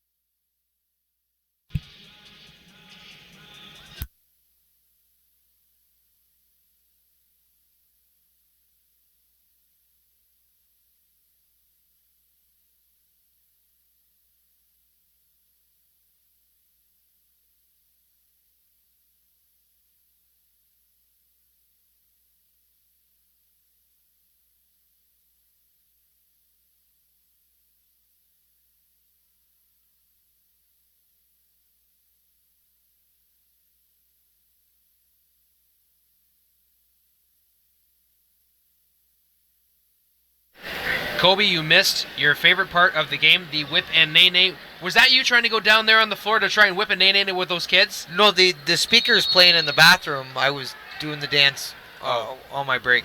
Do you dance? All right, fourth quarter action between the Orangeville A's and the Windsor Express. Express down 7. Orangeville with a good game played so far. Not their best third quarter, but they still were able to put up 26 points, Kobe. Yeah, the Windsor Express were a +3 in terms of scoring points, but Orangeville didn't let up, and they played good basketball in the third frame. Block from Quinnell Brown there, and that is a shot clock violation. Good defense for the Windsor Express. Thank you very much, Justin Prince, giving us our stats.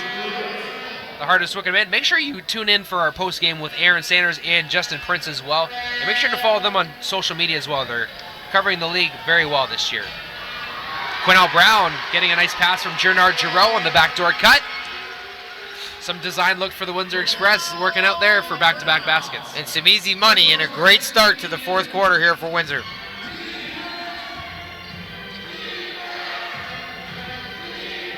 Cross-court pass to Tipping. He drives baseline. He's blocked from Prosper.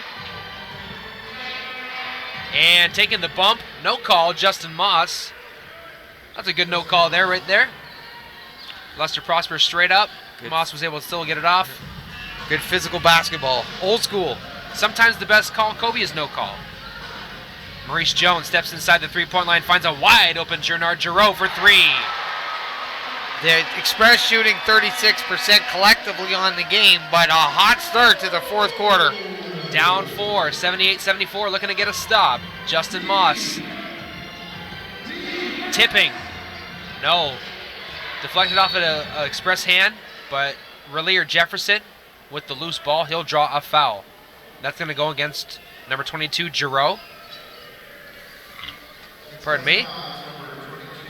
And we saw Giroux extend his, show off his mid-range game in our exhibition game against London. He stands 6'10" out of Tulane. He's a New Orleans, Louisiana native. So haven't had a chance to talk to him yet, but I'm looking forward to that opportunity. He's 3 of 6 from the field tonight for 9 points. Put in some important minutes for the Windsor Express. Justin Moss loses it. Getting it back is Jefferson. Losing it is Moss. Jones in transition. Behind the back, a big dunk from Lester Prosper. And that all started with the defense and a steal by Maurice Jones. This looks like a re-energized and brand new Windsor team. Live long and prosper. The Windsor Express down 2. Tipping to Jefferson off the glass. No. Followed up. Loose ball to Maurice Jones. Here come the Express. There he is. Oh, just gets about. And Lester Prosper once again. All of a sudden, everybody energized. Crowd on their feet. Players on their feet. Listen to this arena. Now it's all about, can the A's respond? Tipping at the three-point line. Throws it to the Orangeville bench. So the momentum now officially shifting in Windsor's favor. And we've got a timeout call by head coach Brandon Lasovsky. It's a tie game with 9:17 to go here in the fourth quarter. And finally, you can feel that energy that this crowd is known for, Kobe. This is what I remember about Windsor Express basketball right here. Great run by the team. Coach Bill Jones going to have these guys stay on point as the A's look to recollect themselves and get back to maybe some easy buckets, creating some turnovers and doing what they've done best thus far, and that's attacking the rim. 9-2 run for the Windsor Express to start the fourth quarter. And just goes to show what some defensive adjustments and a little bit of energy can do for a squad that needed a little bit of that. And certainly energy with Maurice Jones. Great play from the point guard position, coming up with that steal, but on several plays, engineering and making things happen. Absolutely, with a nice behind the back pounce there for the one-handed dunk from Lester Prosper. Gernard Giroux, like you said, coming in, filling in that spot and knocking down a three, providing energy off the bench. So good things happening for the Windsor Express. How do you counter that if you're the Orangeville A's? Well, I think they got to protect the basketball and as well not give up the any sloppy passes, anything like that. We've seen them throw it away, but they got to get some stops at the rim and most definitely look back to getting some easy money, finding some easy shots at the rim and making something count. Absolutely. Well-placed timeout call from Coach Brandon Lasovsky, looking to keep his team undefeated to start the regular season. And now that they've got themselves quite the task over the next 9:17, but that's why we play the game, right? Yeah, and they've got Justin Moss back in the game now, I think, or should be coming back in the game. That's an important piece, obviously. But now they're fighting the crowd, and that becomes a difficult task as well. Yeah, many teams in the NBL have faced the Windsor Express faithful and just know what kind of wave of emotion, a wave of motivation they can give those Windsor Express players when they're in their lowest points. So teams coming back out onto the floor now. Should be really interesting to see how this last 9-17 shakes down. And interesting when you look at some of the numbers, both teams shooting relatively the same field goal percentage at 40. The rebounding numbers dead even at 43. Windsor with 24 team assists to Orangeville's 18. Orangeville with 12 turnovers, Windsor with 10. So the Express kind of catching up here in all areas. So Clinton Springer-Williams comes in to receive the inbound, gives it off to Maurice Jones. Tie game, 78-78. And the second of a back-to-back between two old-school rivals. Quinnell in the low post, poked away by Troy Joseph. He's got 3 seconds to shoot, gathers, draws the foul, and he'll go to the free throw line. Veteran play from QB, the former MVP of this league, Kobe. And the Express shooting much better from the free throw line tonight, 9-12 for 75%. These are definitely important ones. And Cornell Brown, a guy you want to have on the line, that's for sure. Yep, 3 for 9 last night was QB. He didn't get to the free throw line last night, so these will be his first attempts, but he's been here many times. Absolutely. I think we might have a blood situation with Gernard Giroux. So we're going to have Warren Ward step in. Unfortunately for Gernard, he's cut and he has to go off the court for a short moment. Get some numbers caught up here for some of you A fans out there that may be listening. Anthony Harris, 5 of 10 from the field, 13 points, 5 assists, 5 rebounds. Justin Moss, 18 points, 6 boards, 7 of 12 from the field. He is ultra efficient. And then, of course, Raheel Jefferson, 22 points, 9 boards, 3 assists. He's 9 of 16 from the field, 4-4 from the free throw line. So more efficiency from the A's. Nice job from Jefferson. He's had himself quite the game. Quinnell Brown knocks down both free throws. Their first lead of the game, Kobe, to my knowledge. I think their first lead of the season. Wow. If you want to look at it that way, coming in a timely manner here with just under 9 minutes left in the fourth quarter. Tipping on the catch and curl, can't get it to go. Loose ball picked up from Clinton Springer-Williams. Jones with the handle.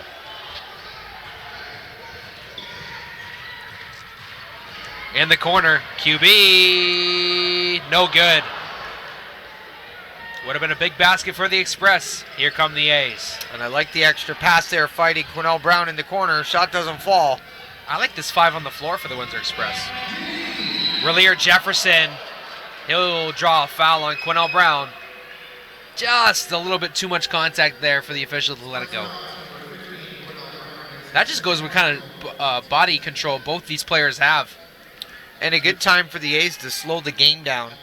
I completely agree. Get a couple points here, possibly from the free throw line. I'd say give Justin Moss a few more minutes of rest if you can afford it. Get him in fresh, probably about the 6 or 5 minute mark, and he's your go-to guy from that point on. Definitely. The stats indicating that he has 2 fouls. You said I believe he has 3, and I think it is 3. So they are going to wait a little bit to bring him back, keep him fresh, and hopefully have him close this game out for the A's. Ward to Jones, steps inside the three-point line, stops and starts, leaves it up for Big Nick Evans. He slams it down with the one hand. Maurice Jones, 15 dimes for the Windsor Express. What a pass to the big man, Nick Evans. Nick Evans continuing to have himself a strong game. And a long 2 there. Nice shot from Rick Bodiford. And an important one for the Oakland A's, sorry, the Orangeville A's. I'm going to get you a green hat, my friend. I've done that twice now, I apologize. Jones with a drive, got some contact, no call. But the A's looking to heat it up. It's tie game, 82 all. Nice pass inside. Harris to McGee. Unfortunately, he travels. Such tight quarters these point guards have to dish off these passes to these bigs. Really shows up the skill that we have here in NBL Canada. And Nick Evans protecting the castle down low. Gotta love the job he's done in the paint. We're not just offensively, but defensively as well. Now they're feeding Nick Evans. Now he hands it off to Jones. Can't finish on the continuation. That will be a foul against number 31, Slim McGee. And Jones will go to the free throw line for a pair. And how about the motor that Maurice Jones has showed off tonight? Fantastic job dribbling the basketball. 15 big dimes. Doing Darren Duncan proud in his absence. Absolutely. Now can you imagine what this squad's going to be like with having both of them healthy? Well, definitely.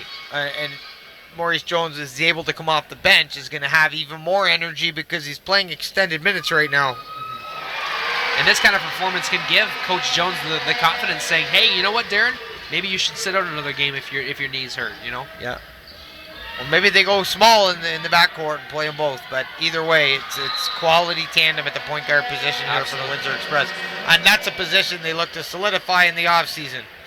And the Orangeville A's can't convert on that offensive opportunity. And it will be Express ball. 6:30 to go, 6:45.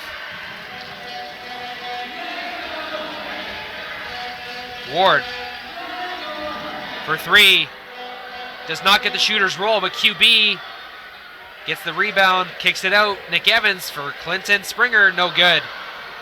Like the hustle, like the extra pass. And it's going to be a jump ball. Then it's going to be Windsor Express basketball. So good patience there by being able to poke that ball away from Slim McGee. The Express with 45 team rebounds, Brett. 15 of them on the offensive end. So they've done a great job there tonight. Large in part to Nick Evans, who is a double-double now. 14 points, 11 boards. Behind the back pass to Jones. That's a good stat for Nick Evans tonight. To his left, here he goes. Stops, turns, gets it to go. With the up fake, the little turnaround, Nick Evans. 4-point lead for the Windsor Express. 6 minutes to go here in the fourth. And Harris is going to draw a foul.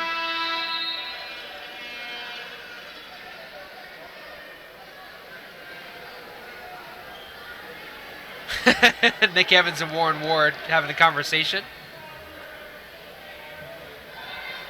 That's going to be a foul against Maurice Jones. That's going to be reaching in. Slim McGee to the bench in favor of Justin Moss. So now here's the push for the Orangeville A's. Just as I predicted, right around the 6-minute mark. Harris inbounds it to Moss, who knocked down a three earlier. A rested Justin Moss. No elbow jumper. And Relier Jefferson going down behind the play. Here come the Express. Quinnell Brown in the corner. It's good. And here the Brown of old back in the dub. And just hear those Express fans roar. Jefferson, who's having himself a heck of a game, turns the corner and he slams it down with two hands. Relier Jefferson. Nice job there from number 24. 28 points, 10 boards, the big double-double for Jefferson. And Jones getting mixed up. We got double team there and knocks it off of the defender to maintain possession. Yeah, we're talking about the offense of Jefferson, but how about the defense there? Making life difficult for Maurice Jones. Now taking a break is Quinnell Brown. Shantez Patterson going to come in. Maybe see Quinnell come back in about the 2:33-minute mark. Patterson's been efficient, Brett. 5 of 10 from the field, 14 points, 4 boards, 2 assists. And that ball is going to, luckily, go off of Justin Moss. That entry pass a little bit out of the reach of Nick Evans. Not saying something, he's 6'11". And the Express outscoring the Orangeville A's 20-8 thus far in the fourth quarter. But Orangeville hanging around. Just down by 5. Down by 5. Warren Ward inbounds it to Nick Evans. Tried to thread the needle there. That leads to a turnover. Moss Finds Boterford. Up fake. Drives. Pinned! That's going to be a foul. That's going to be Nick Evans coming in late there. So here comes Lester Prosper now after another Nick Evans foul with less than 5 minutes to go. And that is Evans' 5th foul, so Prosper will need to give the Express some big minutes down the stretch here.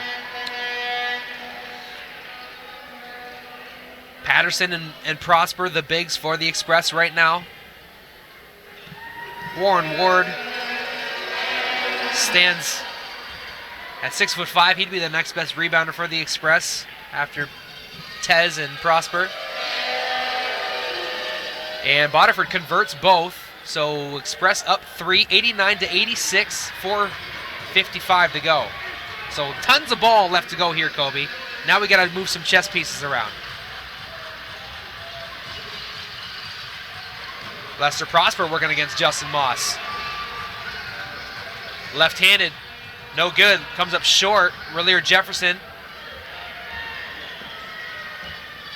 Boterford, extra pass to Tipping. No, almost thought we had a tie game there. Loose ball on the floor. Tipping has it. Won the battle with Jones on that play. 14 seconds to shoot.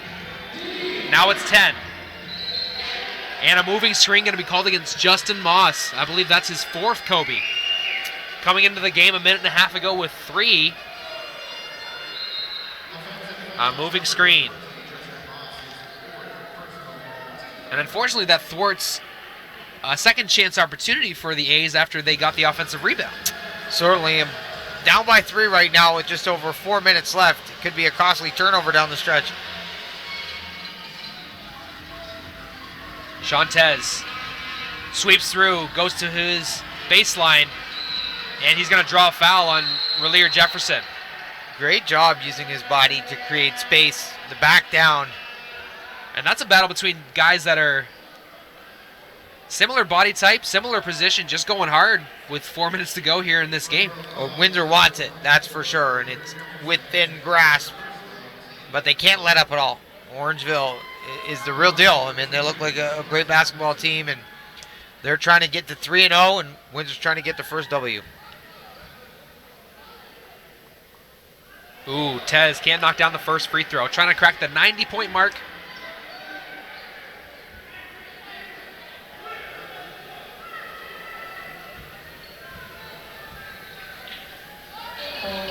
And Tez misses both. So an empty opportunity for the Windsor Express on that play. A's bringing the ball up, down by 3. Harris for 3. Tie game, 89 up. All kinds of time to shoot. 16 points for Harris. And that is going to prompt a timeout call, I believe. And it's going to be a timeout call against for the Windsor Express. Kobe, any thoughts, concerns? I think we're watching great basketball being played right now. Both teams really getting after it. Things getting scrappy down there on the court. Fighting for the loose balls, the 50-50 balls. This is the kind of basketball I love to watch. Yeah, it took us a little bit to get here in terms of the intensity end, but the Windsor Express be able to string up a very strong third quarter and continue that in the fourth. To Orangeville's credit, though, they have stayed with them tooth and nail. 89 up now after a big shot from Anthony Harris. Now after this timeout, anyone's game. Indeed. I mean, started the year 2-0. Speaking of Orangeville, be easy to let your foot off the gas a little bit here on the road. They'll go to 2-1, but there's a winning mentality with this group.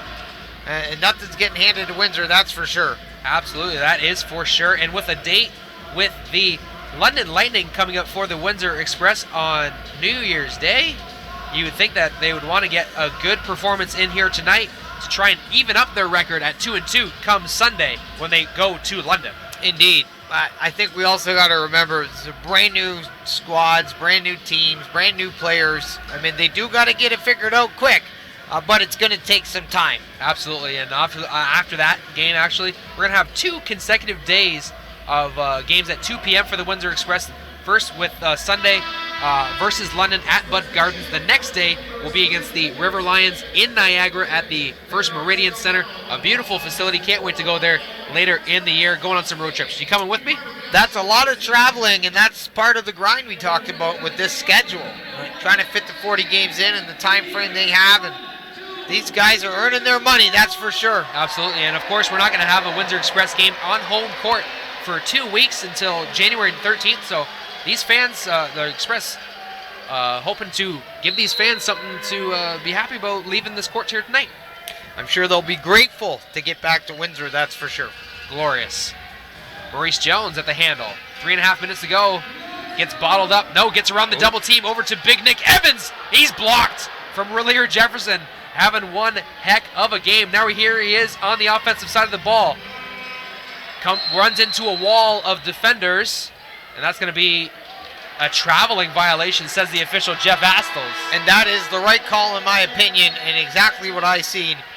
But how about the block by Jefferson at the other end? Hey, he is man alive tonight, having himself a fantastic game. My early pick for player of the game. Oh, easy money right there. 28 points, 11 boards, 11-18 from the field, and then 3 dimes, 6-6 from the free throw line.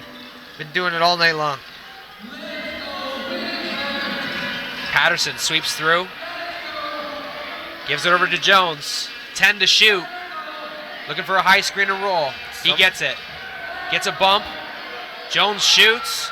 Off the mark. Tez with the rebound. A reach. Jamison Tipping ties it up with Shantez, and that will be Orangeville basketball.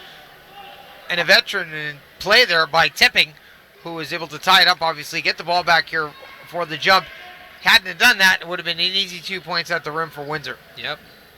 Awareness is a skill as well as a sense, I feel. High screen. Jefferson on the catch and shoot. Too strong. Follow up from Bodiford. Wow, he got right up there. Tipping with the loose ball. Oh, Anthony Harris for 3. 92-89. The Windsor Express need to respond. Quinnell hands off to Ward. High screen. Over to Jones. Inside to Nick Evans. Working against Justin Motts, who has 4. Nick has 5. Nearly turned over. And it will be a push foul called against Rick Bodiford. Bails out the Windsor Express. They only had 3 seconds to shoot, Kobe.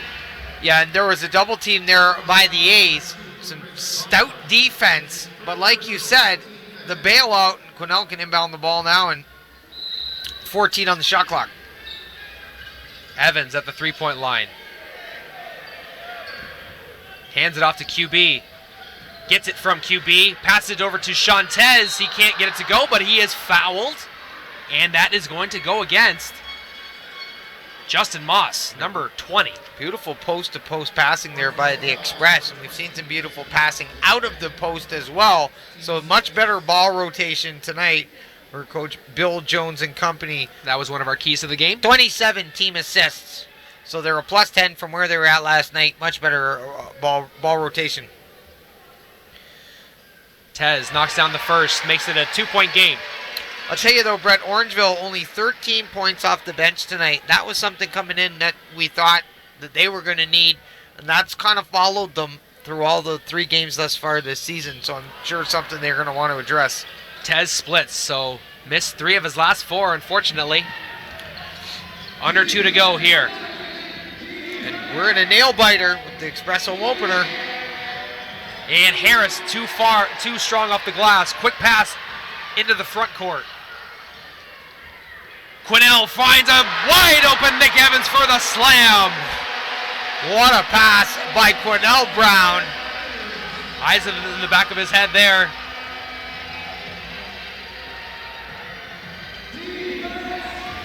Harris. Tipping. Loose ball, it's Windsor Express basketball. Tie game, 1:20 to go. QB slows it up.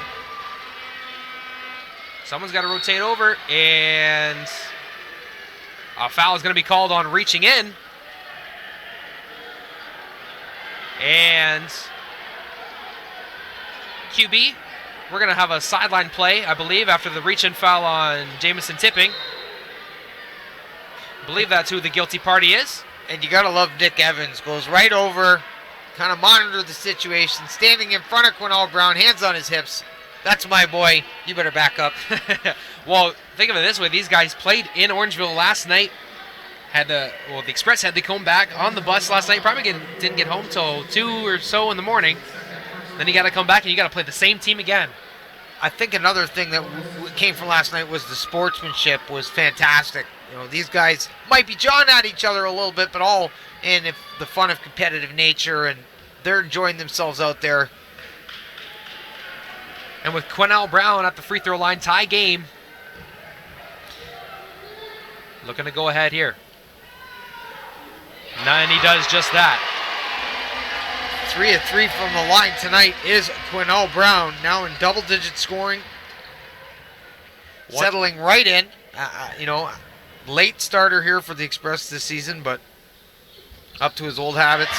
Knocks down a pair and gives the Windsor Express a 2-point lead. Quinnell with double-digit points on the evening. About to hit the 1-minute mark. Harris thought about shooting, gave it up. Relier Jefferson gave it up to Justin Moss on the low post. Nice close up from Nick Evans. Bodiford turns it over. Loose ball, Warren Ward's got it. And a reach-in foul is going to be called against Jamison Tipping. And hear this crowd roar. Yeah, they are alive right now at the WFCU Center and on their feet. No shortage of effort by the Windsor Express, that's for sure. A lot of heart and hustle on that play, on that possession. Warren Ward for 2, the Canadian Player of the Year in the league last year. And has a chance to extend the lead here. Important free throws. Cans the first. Windsor could go up by 4 here in a best case scenario.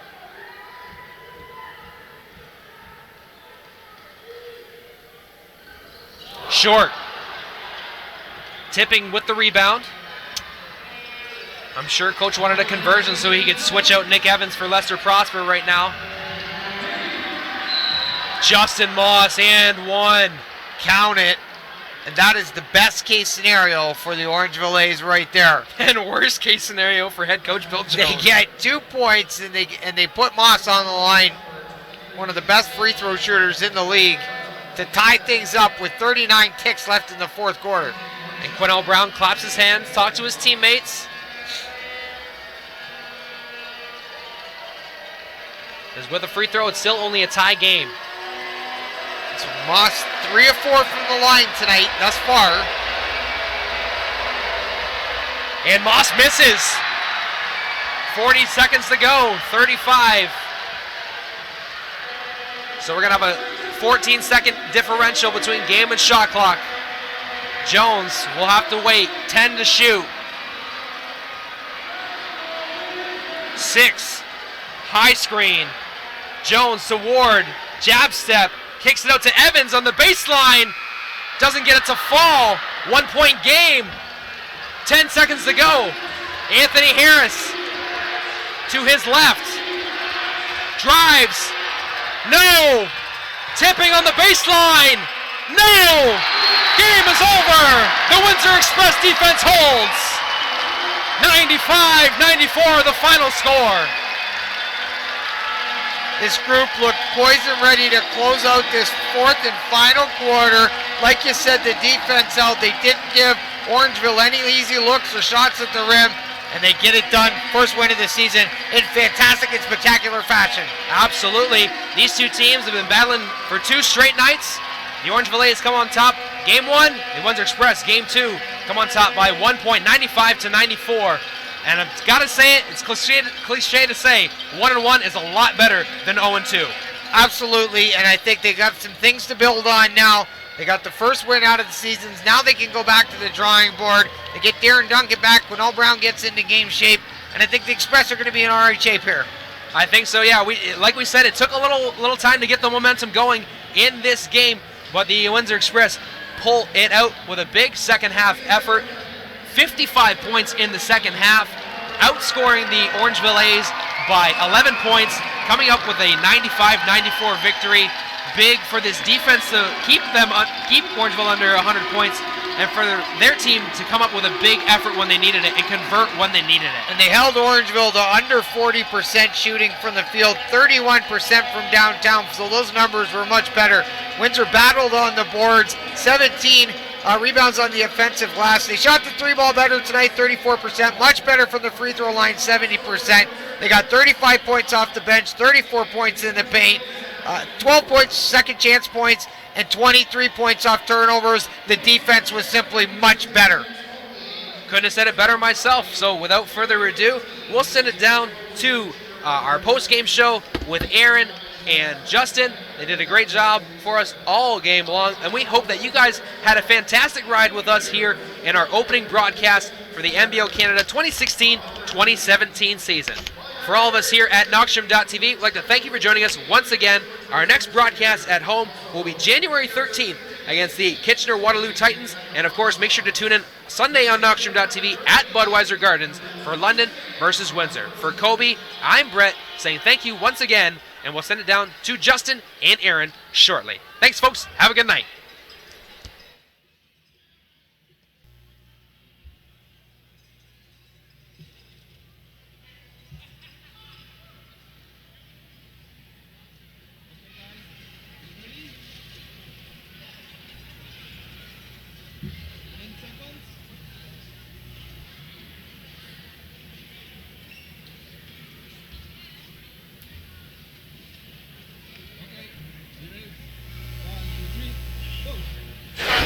All right, I gotta say this right out the gate, ladies and gentlemen.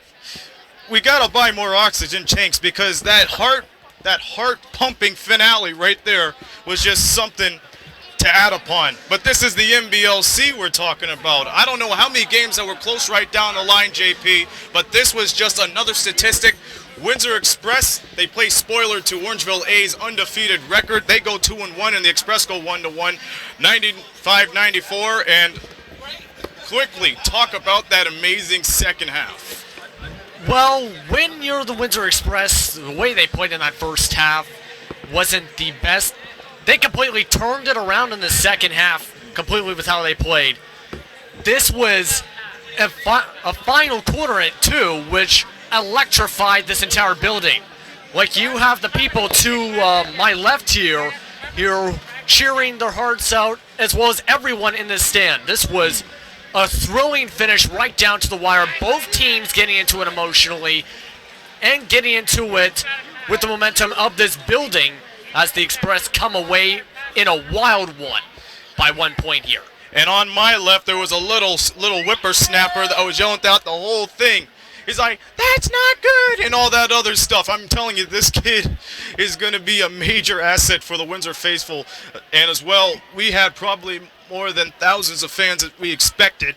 But on opening night for the homecoming of Quinnell Brown, it really showed that the Windsor Express really got it done in the second half. Safe to say they outscored the Orangeville A's in the second half as well as they did last night, but this time they were able to pull it off. Who stood out to most to you tonight? Well, the main person who stood out to me was, there's two actually. Nick Evans on the offensive end. Yes, he had 5 fouls, but 16 points, big points throughout the night. And then you have Maurice Jones. Yes, he didn't shoot the ball well, 2 of 12, but he almost was starting to get close to Darren Duncan's record for assists in a game, which is 20. Right. He had 15 on the night.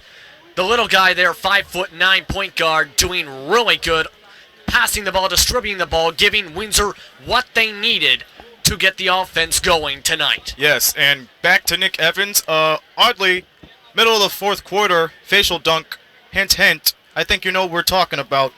Okay, we got to get going. A lot of people are asking, how do we feel about Jannard Giroux? All those comments. I give up. You win. Let's talk about Jannard Giroux and the impact he has provided for Windsor. I feel he played very well, pretty good tonight. He had 9 points and 4 or 7 shooting tonight.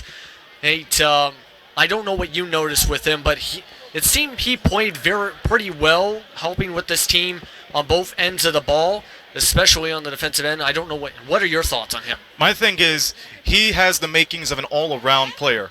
The guy could play defense well, especially inside, but he's a frontline man. That's what he's supposed to do. If he could go all around and go for the high screens like Nick Evans does, you're going to have a train to be reckoned with for all the other 9 teams in the NBLC. I'm just saying, a little bit more work, a little more effectiveness on the defense. If he goes on that transition game, you cannot stop him. Exactly. And with this transition game, not just with him, with this entire team, Windsor 23 points off turnovers tonight, just 7 for Orangeville.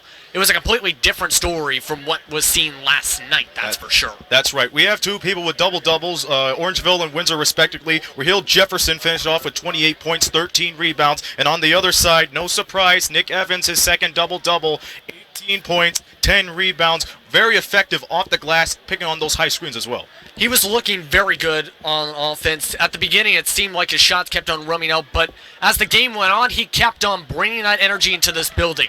You have the posterizing slam dunk. You have the thrillingness of helping this team come back, rally, take the lead, close up the game, and come away with the squeaker here. And then you have, as the game finished, him screaming with excitement for getting Windsor their first win of the season here on home court to get to 1-1 on the season.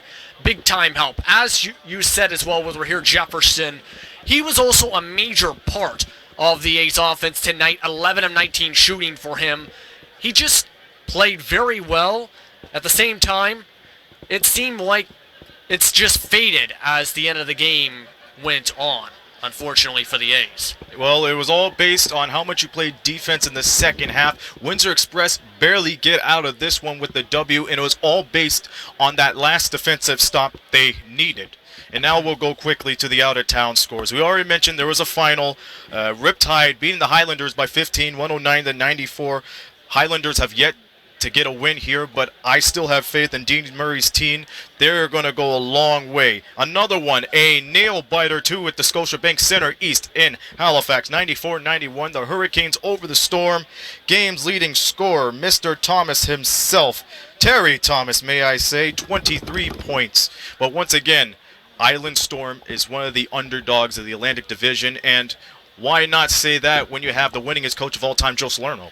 Exactly. With this team, they are playing very well so far, or that's for sure. Especially a big performance by Terry Thomas is once again there. I think, like I mentioned before, I think they're going to have a very good season, and I don't feel they're an underdog. I think they're a contender on it, in my opinion. With this team, they're playing very well. But the main thing is, it's also a competitive league this year. Being just a contender is enough. You have to be basically a consistent contender, as in you have to be consistently playing well. You can't just play well one night, then depend on someone hopefully scoring 60 points, as Quinnell Brown used as an example, as the next night. During media day. Well, you know, I thought there was going to be a tsunami in Halifax. I mean, you got a mixture of a Hurricanes and the Storm. You know you're going to have something big at the end. So, in that case, it came into the favor of the Hurricanes. Now, we go to the River Lions and the Lightning, and the River Lions have yet to pick up a win at the Meridian Center. They lose it 134-106, 50% from the field for London. It goes to show how big their game is. Ryan Anderson, leading scorer, 21 points. The same with Tyshawn Patterson, 21 points as well. But it was not enough to cap off the London Lightning, who are really storming with the business. Yeah, well, London just was on fire offensively. Well, when you look at the stats, just 2 players were not in double digits for that London Lightning squad tonight. The only 2 being Junior Cadogan with 5 assists as well, and Troy Gottsberg. My goodness. Niagara, I feel still going to be a good team, but that is not a good sign in my opinion tonight. But then again, and using the example for Bill Jones, it's still December. You have January still, and so forth. But at the same time, I still feel that with the way the playoffs are going to work this year and so forth, depending on how it stacks up, these may end up being deciding it's going to be 1 game difference between who makes the playoffs and who is sitting home back in May and June as well. But we'll have to see at this point. But, yeah, that is just you can't let that happen if you are Niagara, that's for sure. Absolutely not. The Orangeville A's, they're lucky. They don't have to play until the new year. I know for sure their next home game is next Wednesday. They play against the London Lightning, who surged, of course. So if you have Orangeville and London to come in together, you really have to watch to see how big of a powerhouse these two teams really are. So that's what's on the docket for them. For Windsor, they go on the 401 to Buddy Gardens over Sunday night.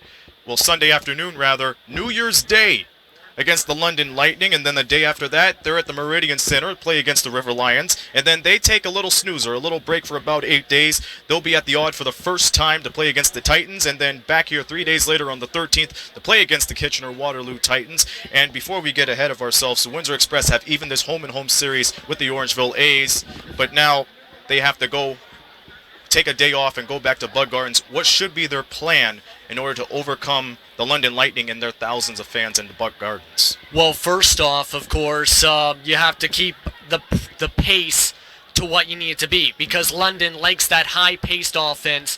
They like to push the ball and push it inside and score inside.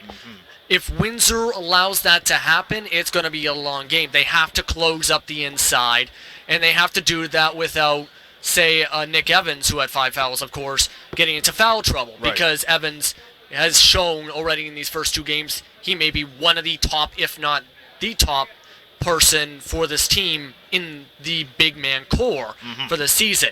You have to stop that pressure. You have to stop those interior shots. And you also need to make shots. If you have performances like Maurice Jones, and once we get down to Budweiser Gardens, they're going to be good on that offensive movement tonight. Right. Have the same style assist, maybe not 15, but have as much movement as possible, that's for sure. These two were Central Division final rivals. They are still our rivals to the day ever since Windsor came in. They're celebrating their 5th year in the league, incidentally, and you know what? It's going to be a pleasure to see both of them go at it for the first time this year. I can't wait for that matchup. It's going to be a very electric crowd. We've seen that on Boxing Day ourselves in person, and we'll see that again on New Year's Day. Both of these teams, lots of history, lots of competitiveness, and it's going to be a very tough game for both sides to see who will come away with the victory down on New Year's Day. That's right. There it is, folks. We're going down the 401 this Sunday, New Year's Day. On a personal note, I'd like to say, if you're celebrating New Year's Eve, New Year's Day, please stay careful. Be very cautious of everything. We'd like to see you safe and sound and enjoy the game we have for you on Sunday. So off the 401 we go, JP. All right, then. We got to go, folks. I'm sorry, but we're done here. 95-94, the Express do it, and they tear the Orangeville A's, playing spoiler to their undefeated record. We'll see you Sunday. Until then, this has been a presentation of Notstrom Digital Media, producing the media excellence in Southern Ontario. Until New Year's Day, Happy New Year to you all. For JP, this be Aaron Sanders saying so long from the Rose City.